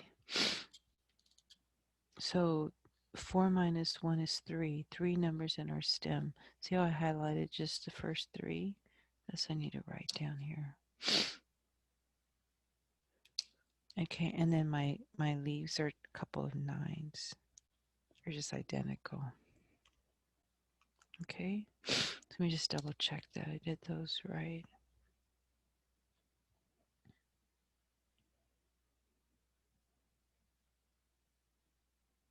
Yeah, they look good. Okay. All right. Okay, so I'm almost done. The last 2 things I have to show you is the stem and leaf plot for the most part, back to back. And then this one we're calculating the percentage on the calculator. Okay, so I will show you this tomorrow. I'll record. I have a little bit, about 30 minutes or so time tomorrow. I'll go ahead and record and finish that this last part. So I'm going to stop the recording now, but tomorrow I'll do this other part which we haven't done in our sheet, and then I'll go back and do this one, okay, to help you. All right, okay. So remember, so you look at the Zoom videos to get an idea of how to do the problems, okay? But if you need tutoring, your best bet is to go to the tutor facilitators, right? The tutors, the ones that came into our workroom, um, because usually they just work on the stats, all the computing and everything. So you want to be left out. So just um,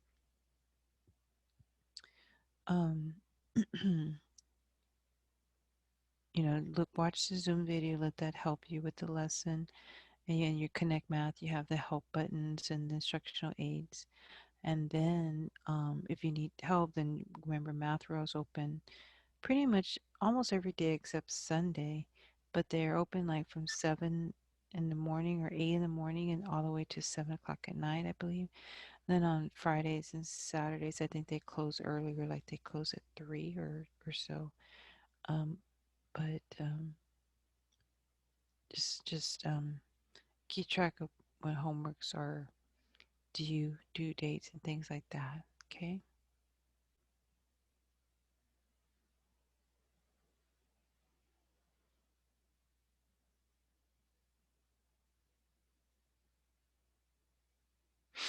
Okay. All right. So I'm gonna stop this recording. Okay. And next time when I pick up the recording tomorrow, then I'll go ahead and do the back-to-back stem and lead plot, which is on page 48 of your workbook. And then I'll go ahead and do the one where they're teaching how to find the average. Okay.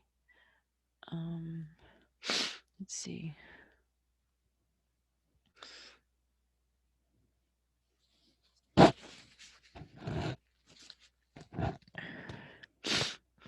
And see, part of me feels like we're almost done though. I can hang in there because we're almost done. Instead of doing just one recording, instead of breaking it up, and try it. If I fall asleep, you'll have to wake me up though. I'm getting sleepy.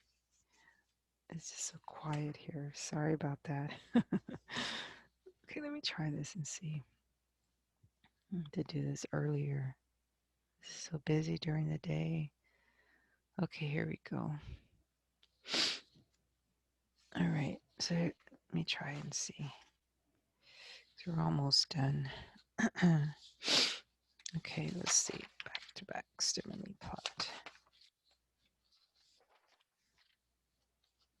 All right, now.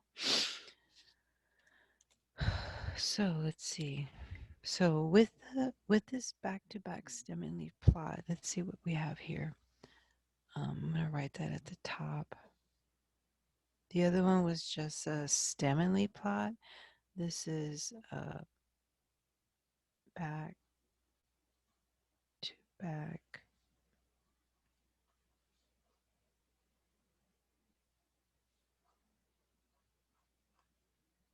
stem and lead plot. Okay, so it says the number of stories in tall buildings. The number of stories in two selected samples of tall buildings in Atlanta and Philadelphia is shown. So there's one data set, Atlanta, Philadelphia.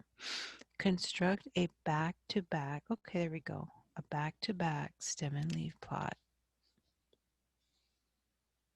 and compare the distributions. Okay. All right. So um, when I do the comparing of the distributions, I'm gonna save that for this last handout because that's kind of what this was here. So I'll show you that part on when we do this problem here. Okay. All right. But let's see. Um, what's important is when you create this and here's your data and here I wish they kind of left this blank for us, but they have kind of created already the stem and leaf plot right here already. But yeah, this is, I'm going to turn this to the side. This is called the stem. Okay. And these are your leaves.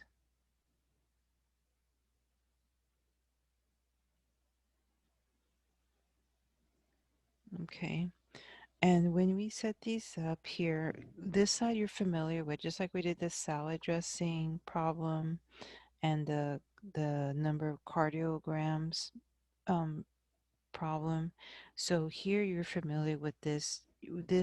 These are going to be, the leaves are going to be arranged um, from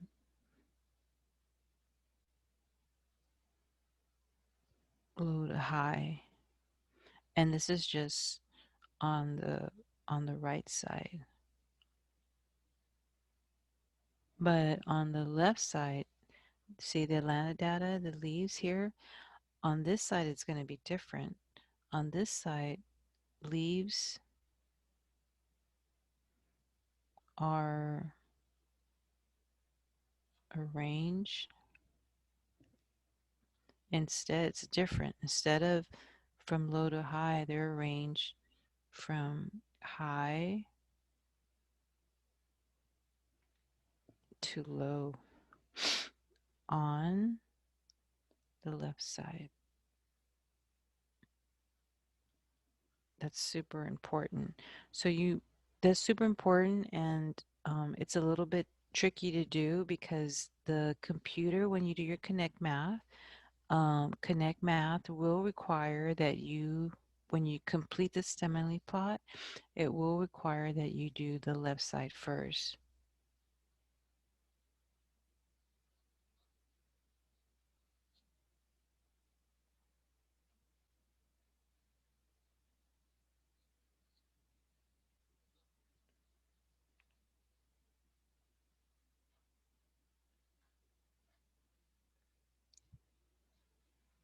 Okay, left side to be completed first. All right, so just keep that in mind.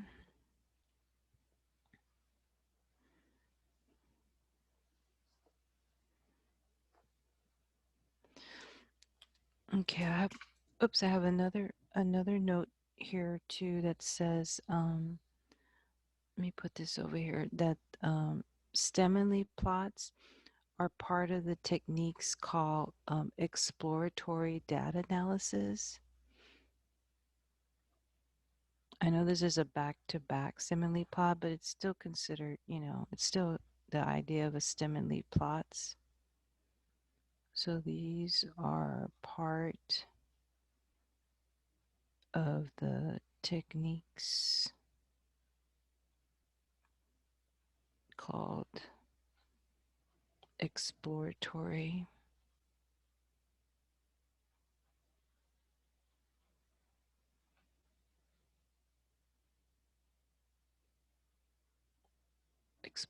data analysis, which that might have been something that we saw right in our list of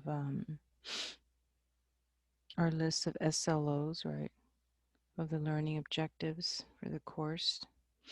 Okay, so that was probably mentioned in there in that list that we had there. Okay. And then again, if you think about that formula, just to get an idea of your stem, you can see um, this side of data has two data values. So if you think about that formula,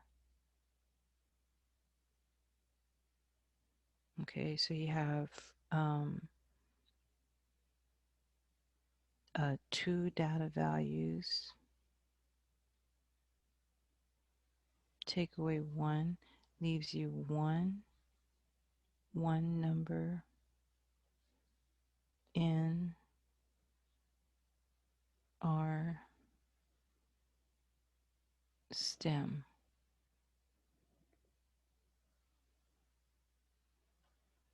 So one number in our stem.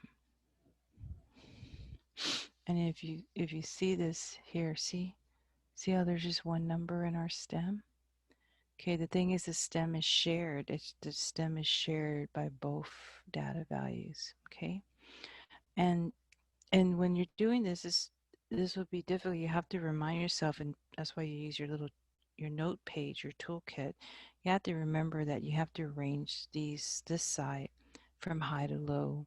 See how 986 high to low. See 86442 all the way down to 1, high to low, high to low, high to low. Whereas on this side, you're arranging them from low to high. So on this side, you arrange them from low, see, zeros, and then high, twos, and then threes. So low to high on this side.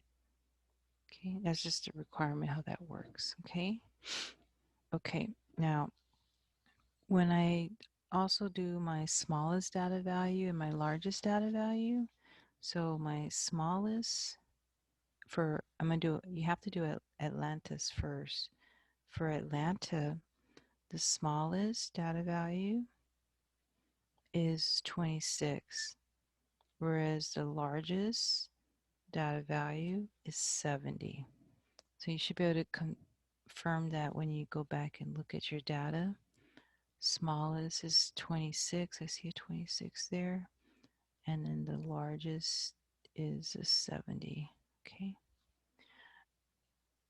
And while I'm at it, if I do the same thing for Philadelphia, the smallest and the largest,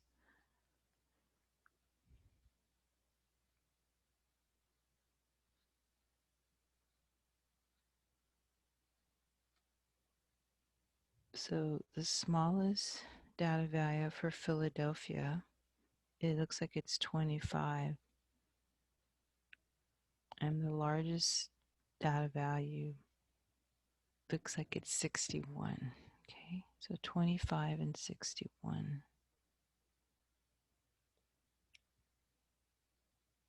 So there's 25, 61. Okay, so that looks about right. All right. Okay, now remember, it is difficult just to come up with this on your own. I would recommend you do some kind of a scratch work on your, like even on your quiz template. What I'll have is I'll have something set up like with lines and things, and for your range first, you start off with the range. So this is going to be my range. Okay.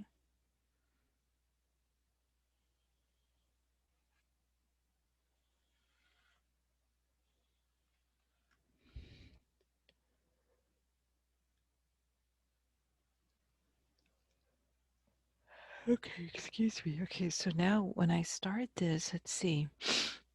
Since my smallest data value was 26, remember for Atlanta, um, I'm going to start with 20 to 29. I'll start with 20 to 29 because because the smallest data value was 26. Okay, and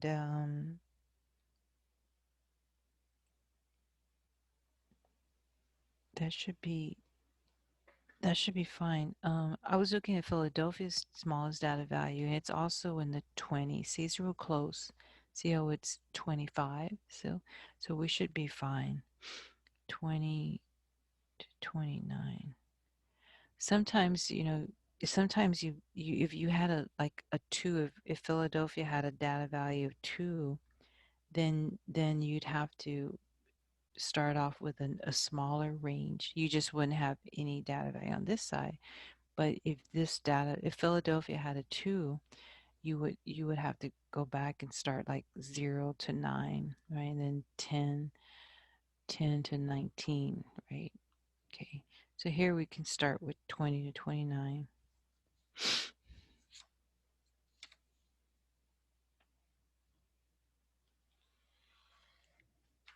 Okay, remember this is reflective of Atlanta. This is reflective of Philadelphia.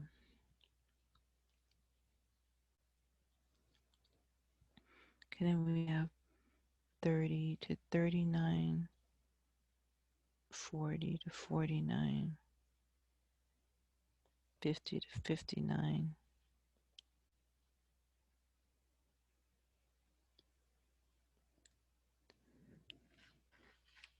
60 to 69,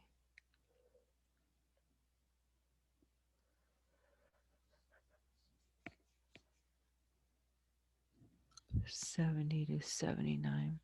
And I should be able to stop there because see on Atlanta the largest data was 70, and with Philadelphia the largest was 61, so we should be fine.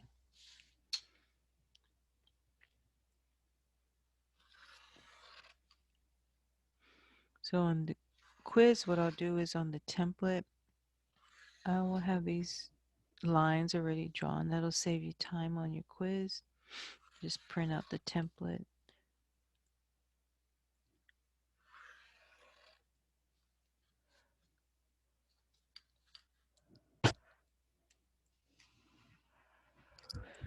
Okay. Okay.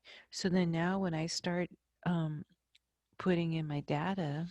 So see, I have 55 and 70. So 55 goes here, right? And 70 goes there.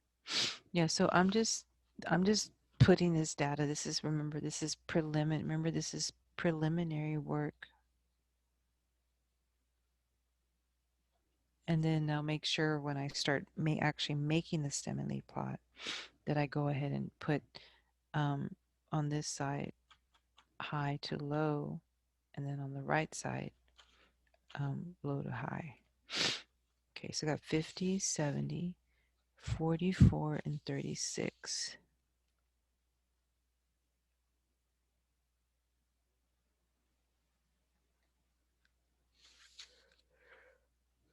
40 and 63.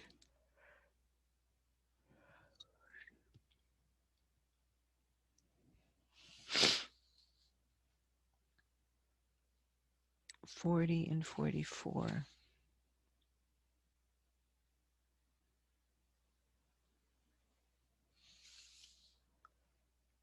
34 and 38.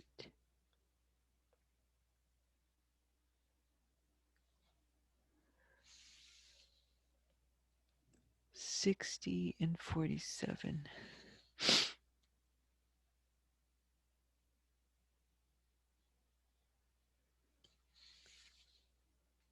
52 and 32.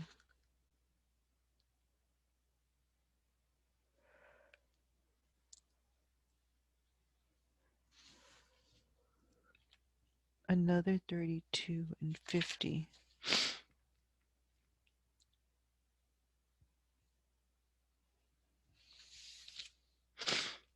53 and 32.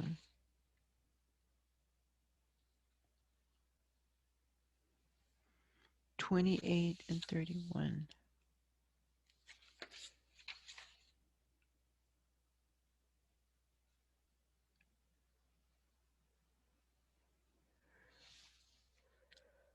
52 and 32.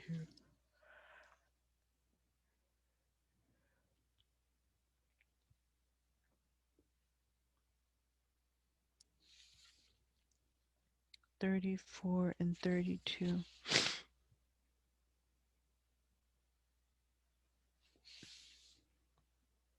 50. 29.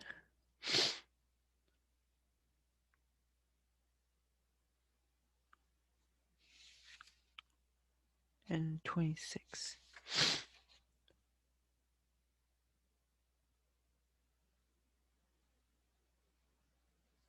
26.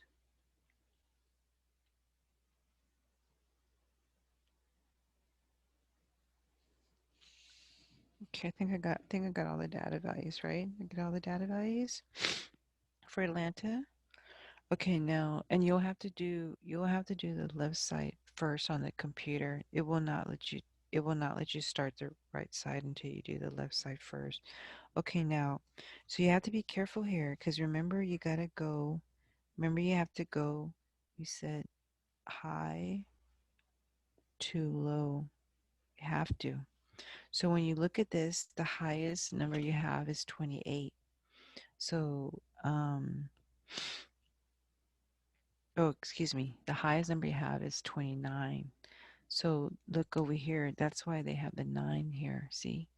And then after 29 is 28 and then 26. So you see that does match there. Okay. Okay, now on the next one, the 30 to 39,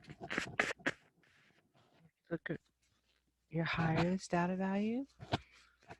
Doesn't it look like the highest data value is a 38? So it'd be 38, which you put here. And you don't have any 37s. And you don't have any, yeah, there is a 36 right here. There is a 36. So you see, that's this right here. So we got the 38 accounted for and the 36. Okay, then we don't have any 35s, but on the 34s, let's see how many we have. One here and one here. It looks like we have two 34s. So see, there's two. They have one, two, three, four. If they're starting, you have five 32. So one, two, three, four, five. Wow, five 32s. And then a 31, which is, where is that one? That's this one here, right? Is that one there? Okay.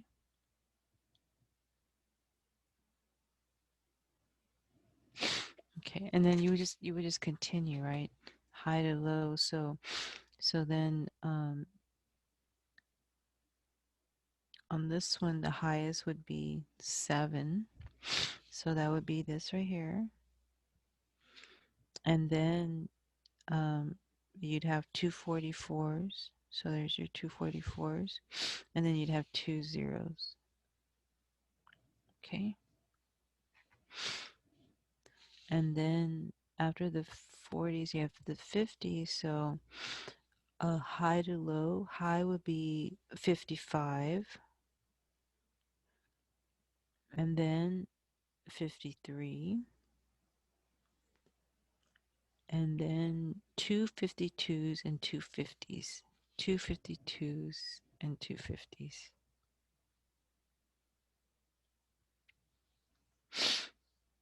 Okay, then under 60 to 69, you have the 3 and then the 0. So there's this right here. And then 70 to 79 just had the 70. Okay. So that concludes this. That will conclude this left side. Okay, then you'd have to do something similar now for Philadelphia. So now Philadelphia's side would open up, and then you'd have to remember go to your Dallas. So data, so see 61 and 40. So 61 falls here, 40. When you have 38 and 32,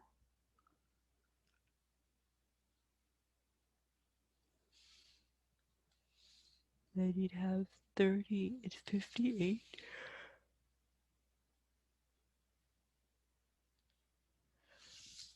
Then you have 40 and 40. And you have 25 and 30.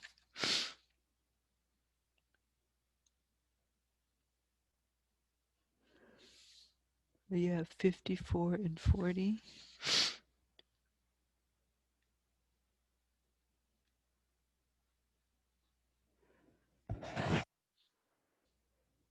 Then you have 36 and 30.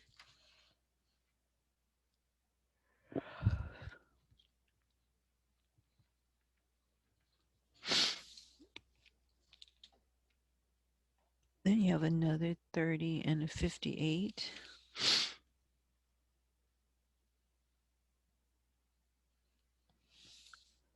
Then you have a 39 and a 36.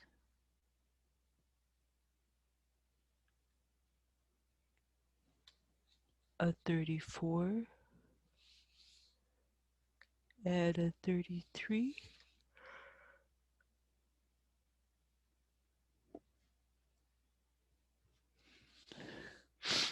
A 50 and a 38.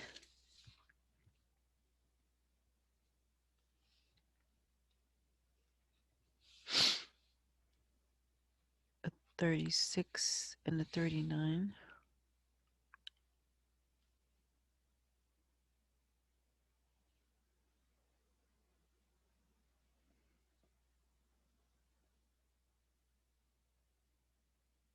So where did I leave off? Where did I leave off, class? So 36.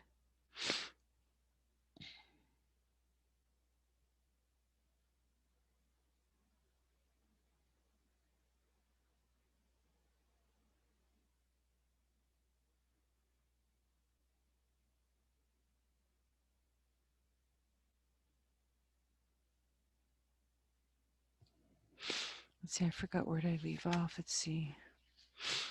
I guess I could count, right? I could count to see. So I thought I was putting check marks, right? It's 50 and 38, but I didn't. Let me just count. When I do something like that, I could go back. 1, 2, 3, 4, 5, 6, 7, 8, 9, 10, 11, 12, 13, 14, 15, 16, 17, 18, 19, 20, 21, 2.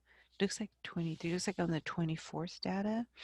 How many are there? 1, 2, 3, 4, 5, 5, 10, 15, 20, 25. 25 data values. And how many did I have again? 1, 2, 3, 4, 5, 6, 7, 8, 9, 10, 11, 12, 13, 14, 15, 16, 17, 18, 19, 20, 21, 23. So I have 23.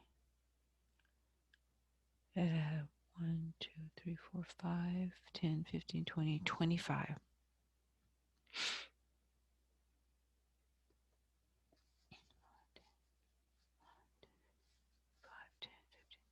5, 10, 15, 20, 25.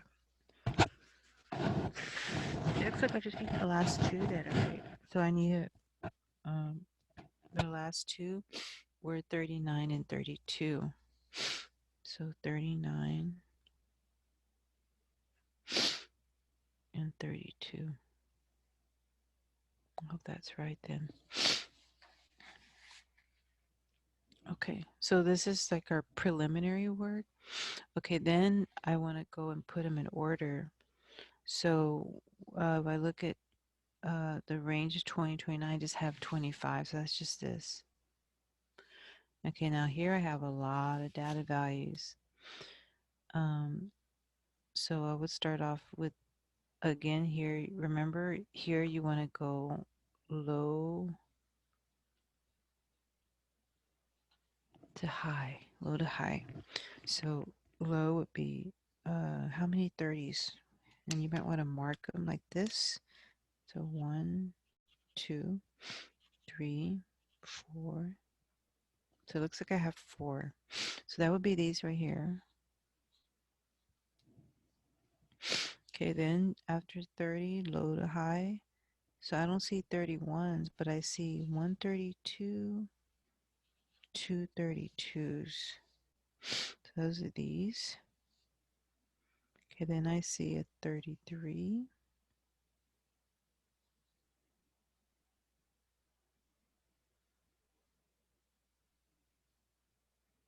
Okay, then after 33 would be 34. So there's that here. After 34, there will be a 35, but I don't see any 35s here. So I see 36.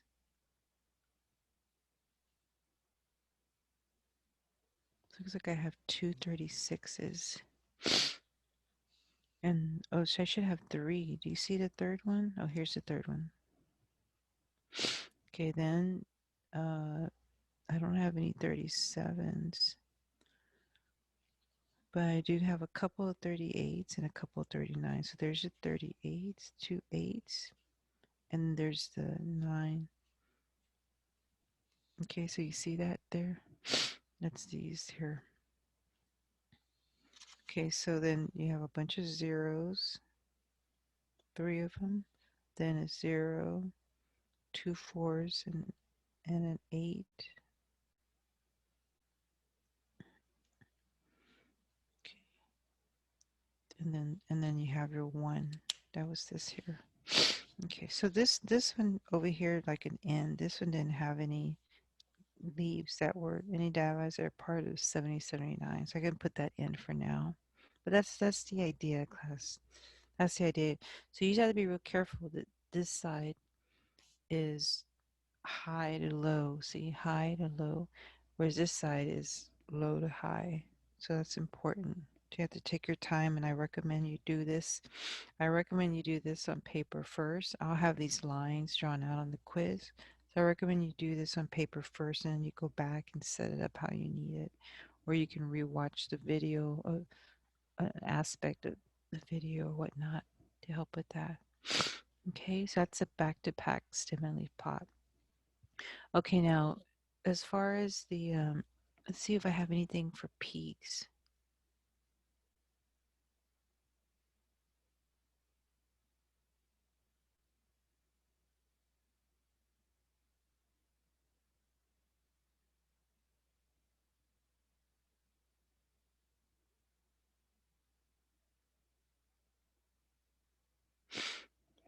So let's see. So, there was a part about the data's distribution. So I was going to use the last problem for that to show that. But this part about the peak, let me see if I have anything here written.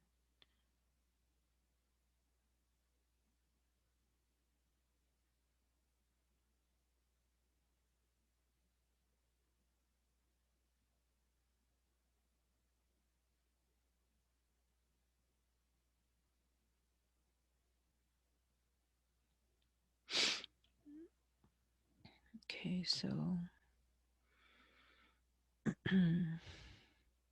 oh yeah, I was going to write something about the peaks, right? Didn't we say we're going to make a comment about the peaks?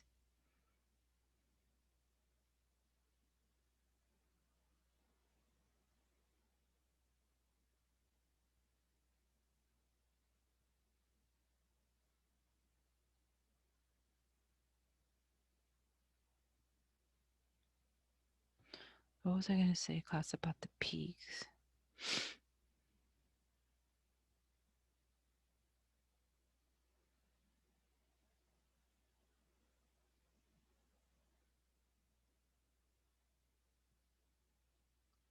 So what I have about the peak, you can tell that this one has the most data values for the Philadelphia.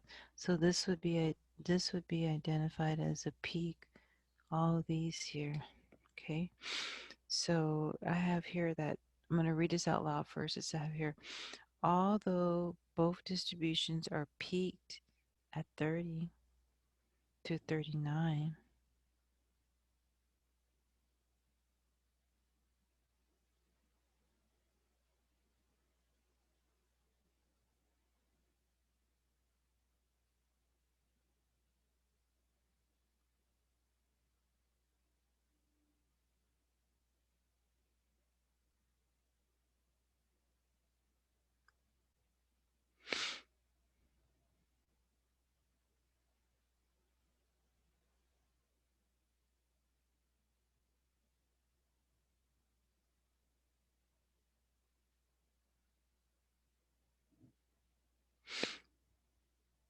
Okay, so what I'm going to say about the peak, let me see.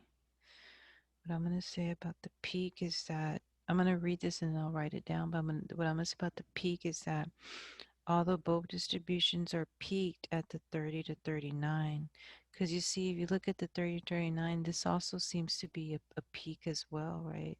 Where it's got the most data value on that row for Atlanta.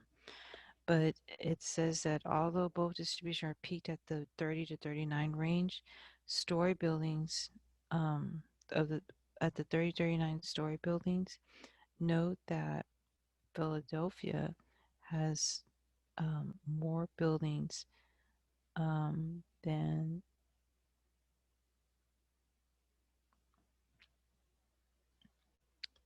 Atlanta. Okay, has the Philadelphia has more buildings than Atlanta at the 30 to 39 short 30 to 39 story. Okay.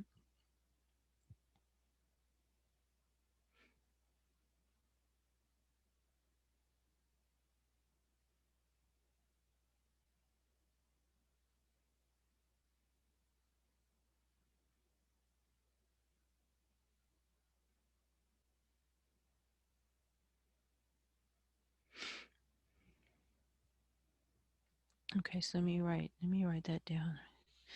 So let me say peak. I'm gonna write that down here, okay? So although both distributions are peaked at the 30 to 39 story buildings,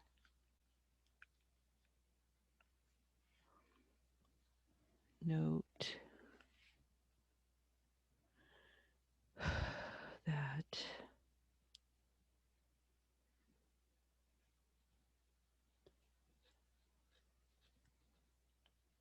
Philadelphia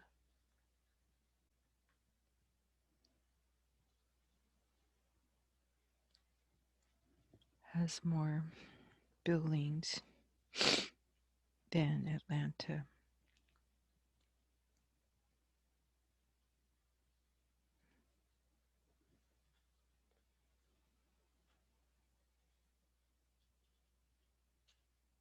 At the 30 to 39th story.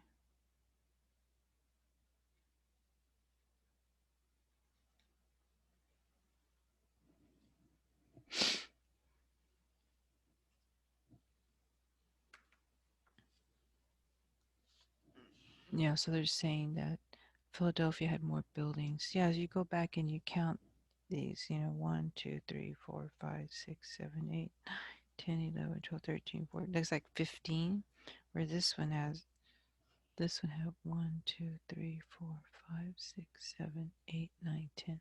Yeah, so it had a few more. That's what they're saying, okay?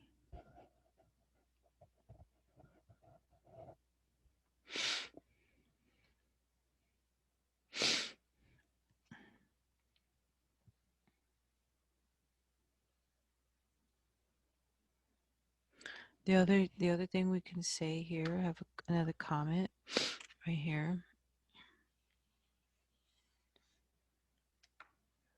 talking about the other side, the Atlanta data there, that also note how Atlanta has more buildings that have 40 to 70 or 40 to 70 or 40 to 79, 40 to 70 story buildings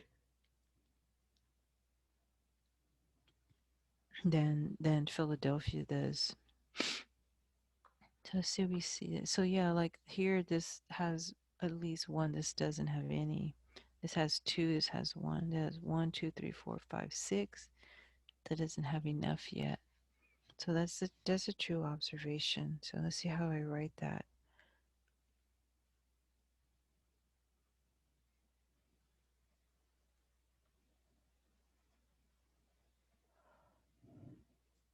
Note how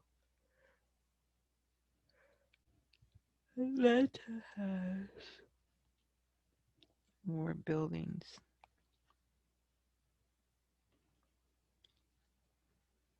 that have 40 to 70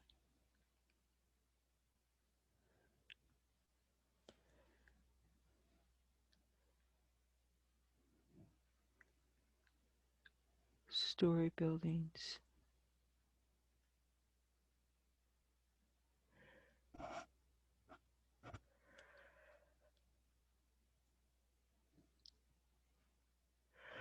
Than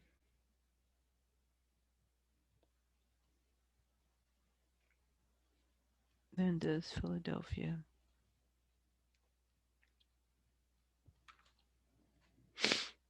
Okay. All right. Okay, so now the last thing I do is that talk about compare the distribution. Basically, what I'm gonna do is compute the mean, which is like the average, add everything up and divide by how many you have. And I will need the graphic calculator for that. Uh, Excuse me, I'm using this last handout here. Okay, so it says here in this problem that this is from one of those printouts I had there. It says that the peak for the math scores and for the reading scores occur at the same stem. Yeah, so if you look at your stems, those do look like your stems where most of your data is at, your peaks. And then it says the mean for the math score is what in comparison to the mean for the reading scores. So is you want when we compare, it's like um is it less than?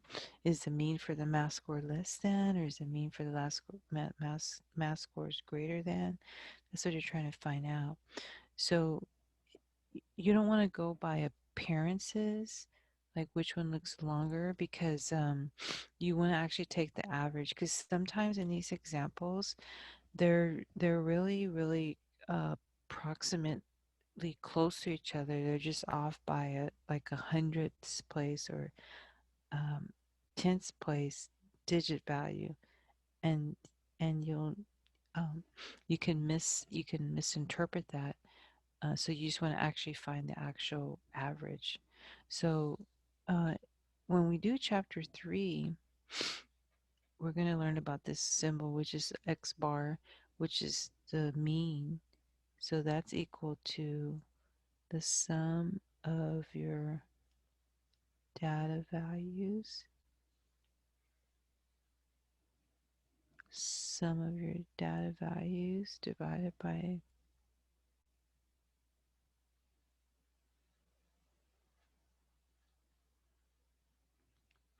sum of the data values divided by the amount of data. Okay.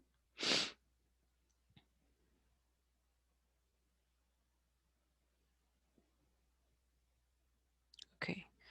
All right. So what I'm going to do here is I'm going to say X bar for the math. I'm going to do the math first, and um, I'm going to do this like bracket. Okay, and I'm going to start um, setting up my data. So look at this. This is a stem of 1 and a leaf of 7, right? So that is 17, right? That is 17. So I have 17 plus, and then this one has none. See, none here. But this is 3 is a stem and 0 is a leaf. So that's a 30 plus, and that's a 32.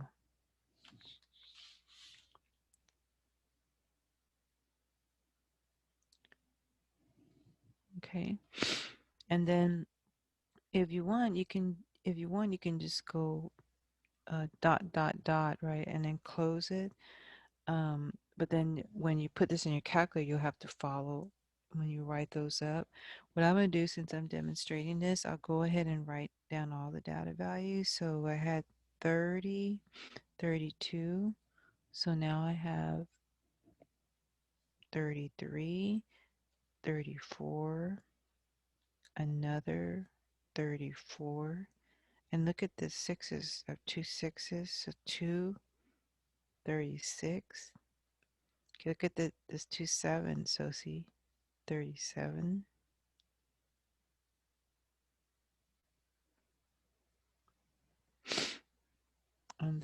And then after the 37s, I have 1, 2, 3, 4. 1, 2, 3, 4, 38s. I'm running out of room here, so see. I'm running out of room, so I have to say plus 38 plus 38 plus 38. And then the last one is on that row is a 39. Okay, now I go into stem and leaf, so 40s.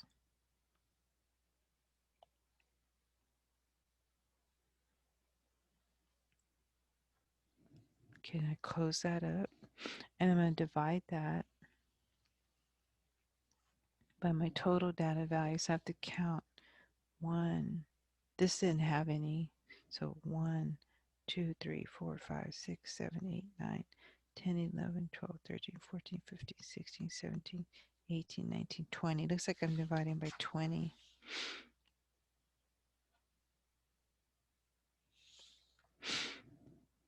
Okay, so now I'm going to add these up on my calculator and use my parentheses, open and close parentheses. Okay, so I have open parentheses here. So let's see, open parentheses. I'm doing 17 plus 30 plus 32 plus 33 plus 34 plus 34 plus 36, plus 36, plus 37, plus 37, plus 38, plus another 38,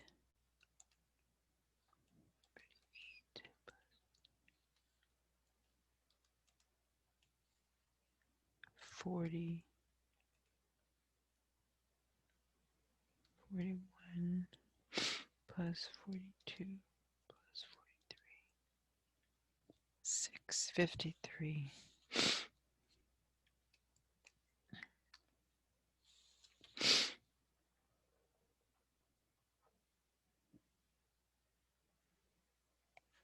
$6.53 divided by 20 divided by 20 is 32.65.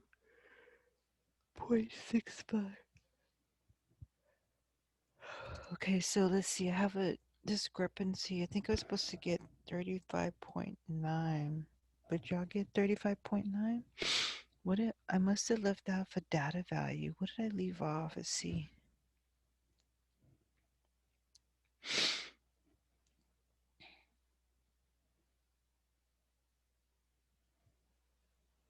It looks like I left off at 35 right here. Looks like right here we're supposed to add a plus 35.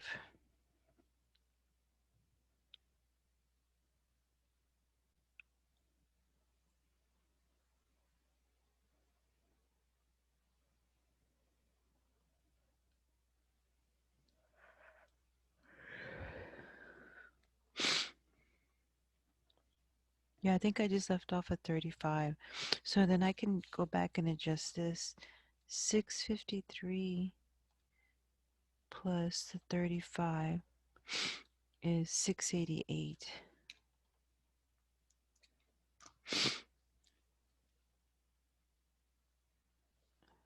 And 688 divided by 20 is 34.4.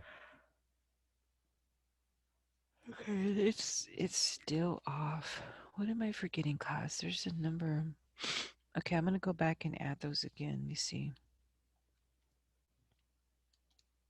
17 plus 30 plus 32 plus 33 plus how many 34s? 1, 2 plus a 35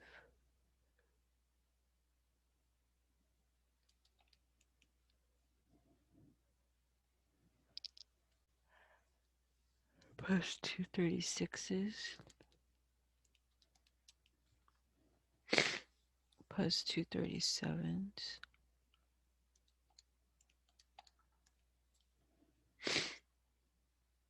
plus 1, 2, 3, 4 38s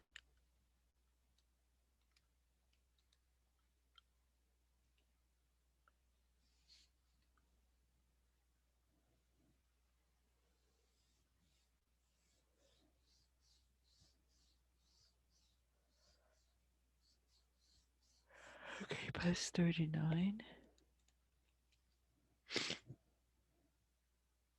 plus a 40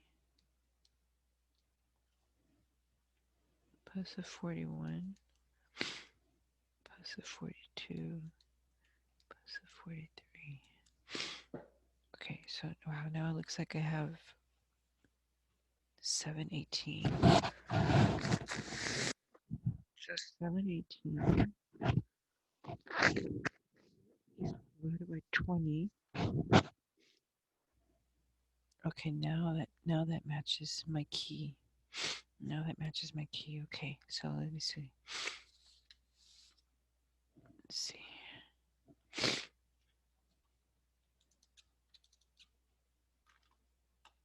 718. To make a note of that here, 718. I'm supposed to get that divided by 20. is 35.9. Okay, now I'll leave it at that. Or you can say 35.90. That helps. Okay, now I have to recreate this again for the other data. I'll change my ink for the reading. So I have X bar sub reading and then open bracket. Okay, so here I have, okay, nothing here, no data. So I have 27, 28, 29.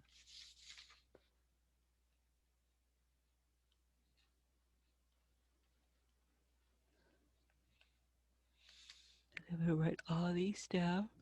33, 333s,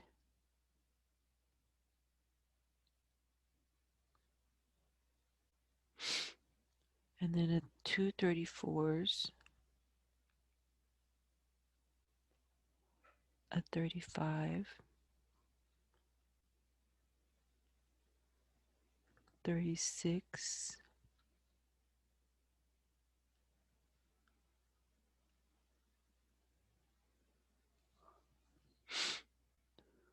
a 37, okay, plus 38,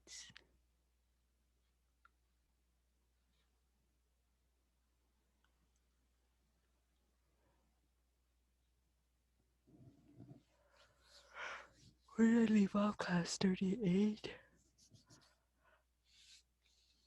Right here, right? 38. Okay, so now I'm at 40, 41, 42. So 40, 41, 42, 243. So close it. Okay. Then I'm supposed to divide by 20.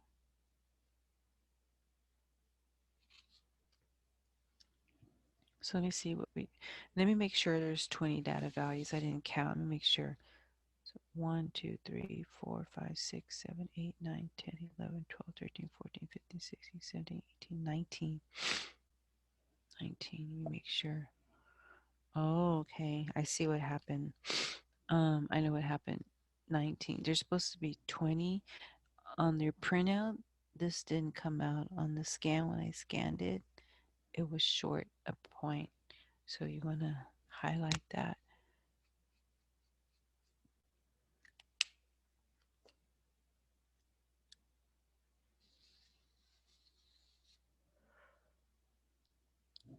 Okay, so 30 was missing. So that means down here that I need to add that in somewhere. So I see I have 37, 38, 38. So I'm gonna put it right here. I'm gonna put it right here. Okay, there's the 39 that I need, that I left off. Okay, but now I need to add all these up.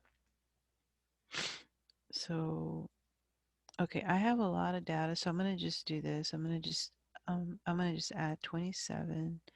I'll only do the numerator separately. 28, 29, 33,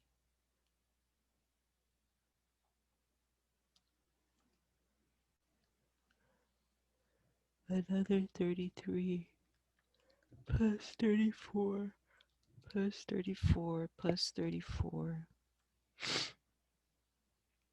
And that's actually a 35.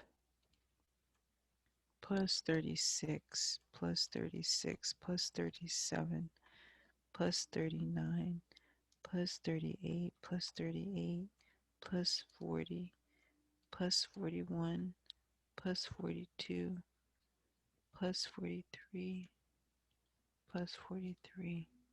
So it looks like I have a total of 719.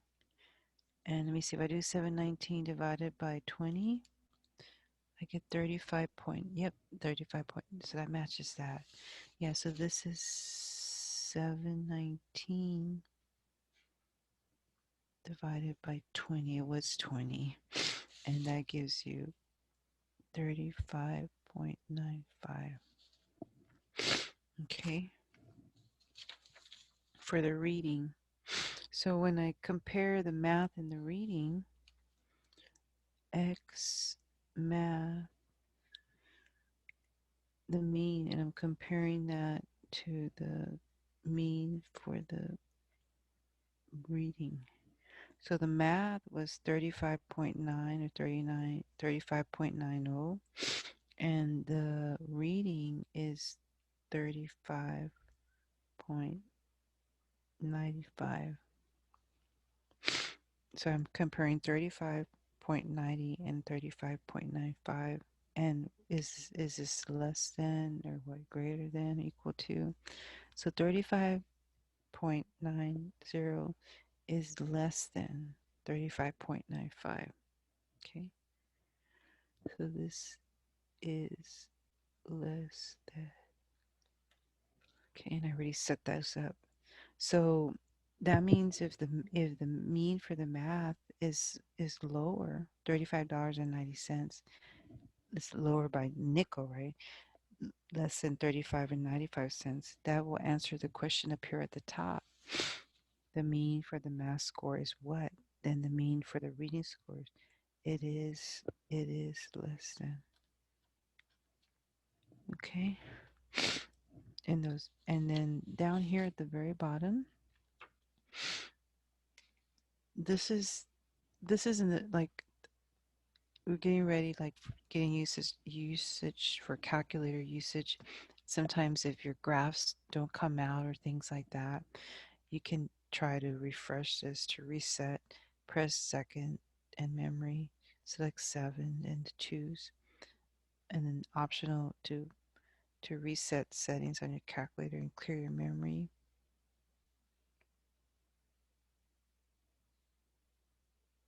Okay, all right. So just keep that in mind because we might use that later for chapter 3, or it could pop up maybe in 2. Okay, so I think that'll do that. Those are my lecture notes for that handout. Okay, so again, you should watch the videos to get an idea of how to do the problem. Then you work on your Connect Math.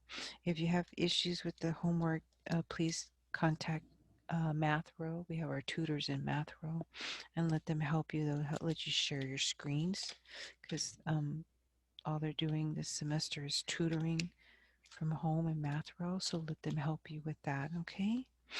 Okay. Okay. Good luck with your homework then for 2.3.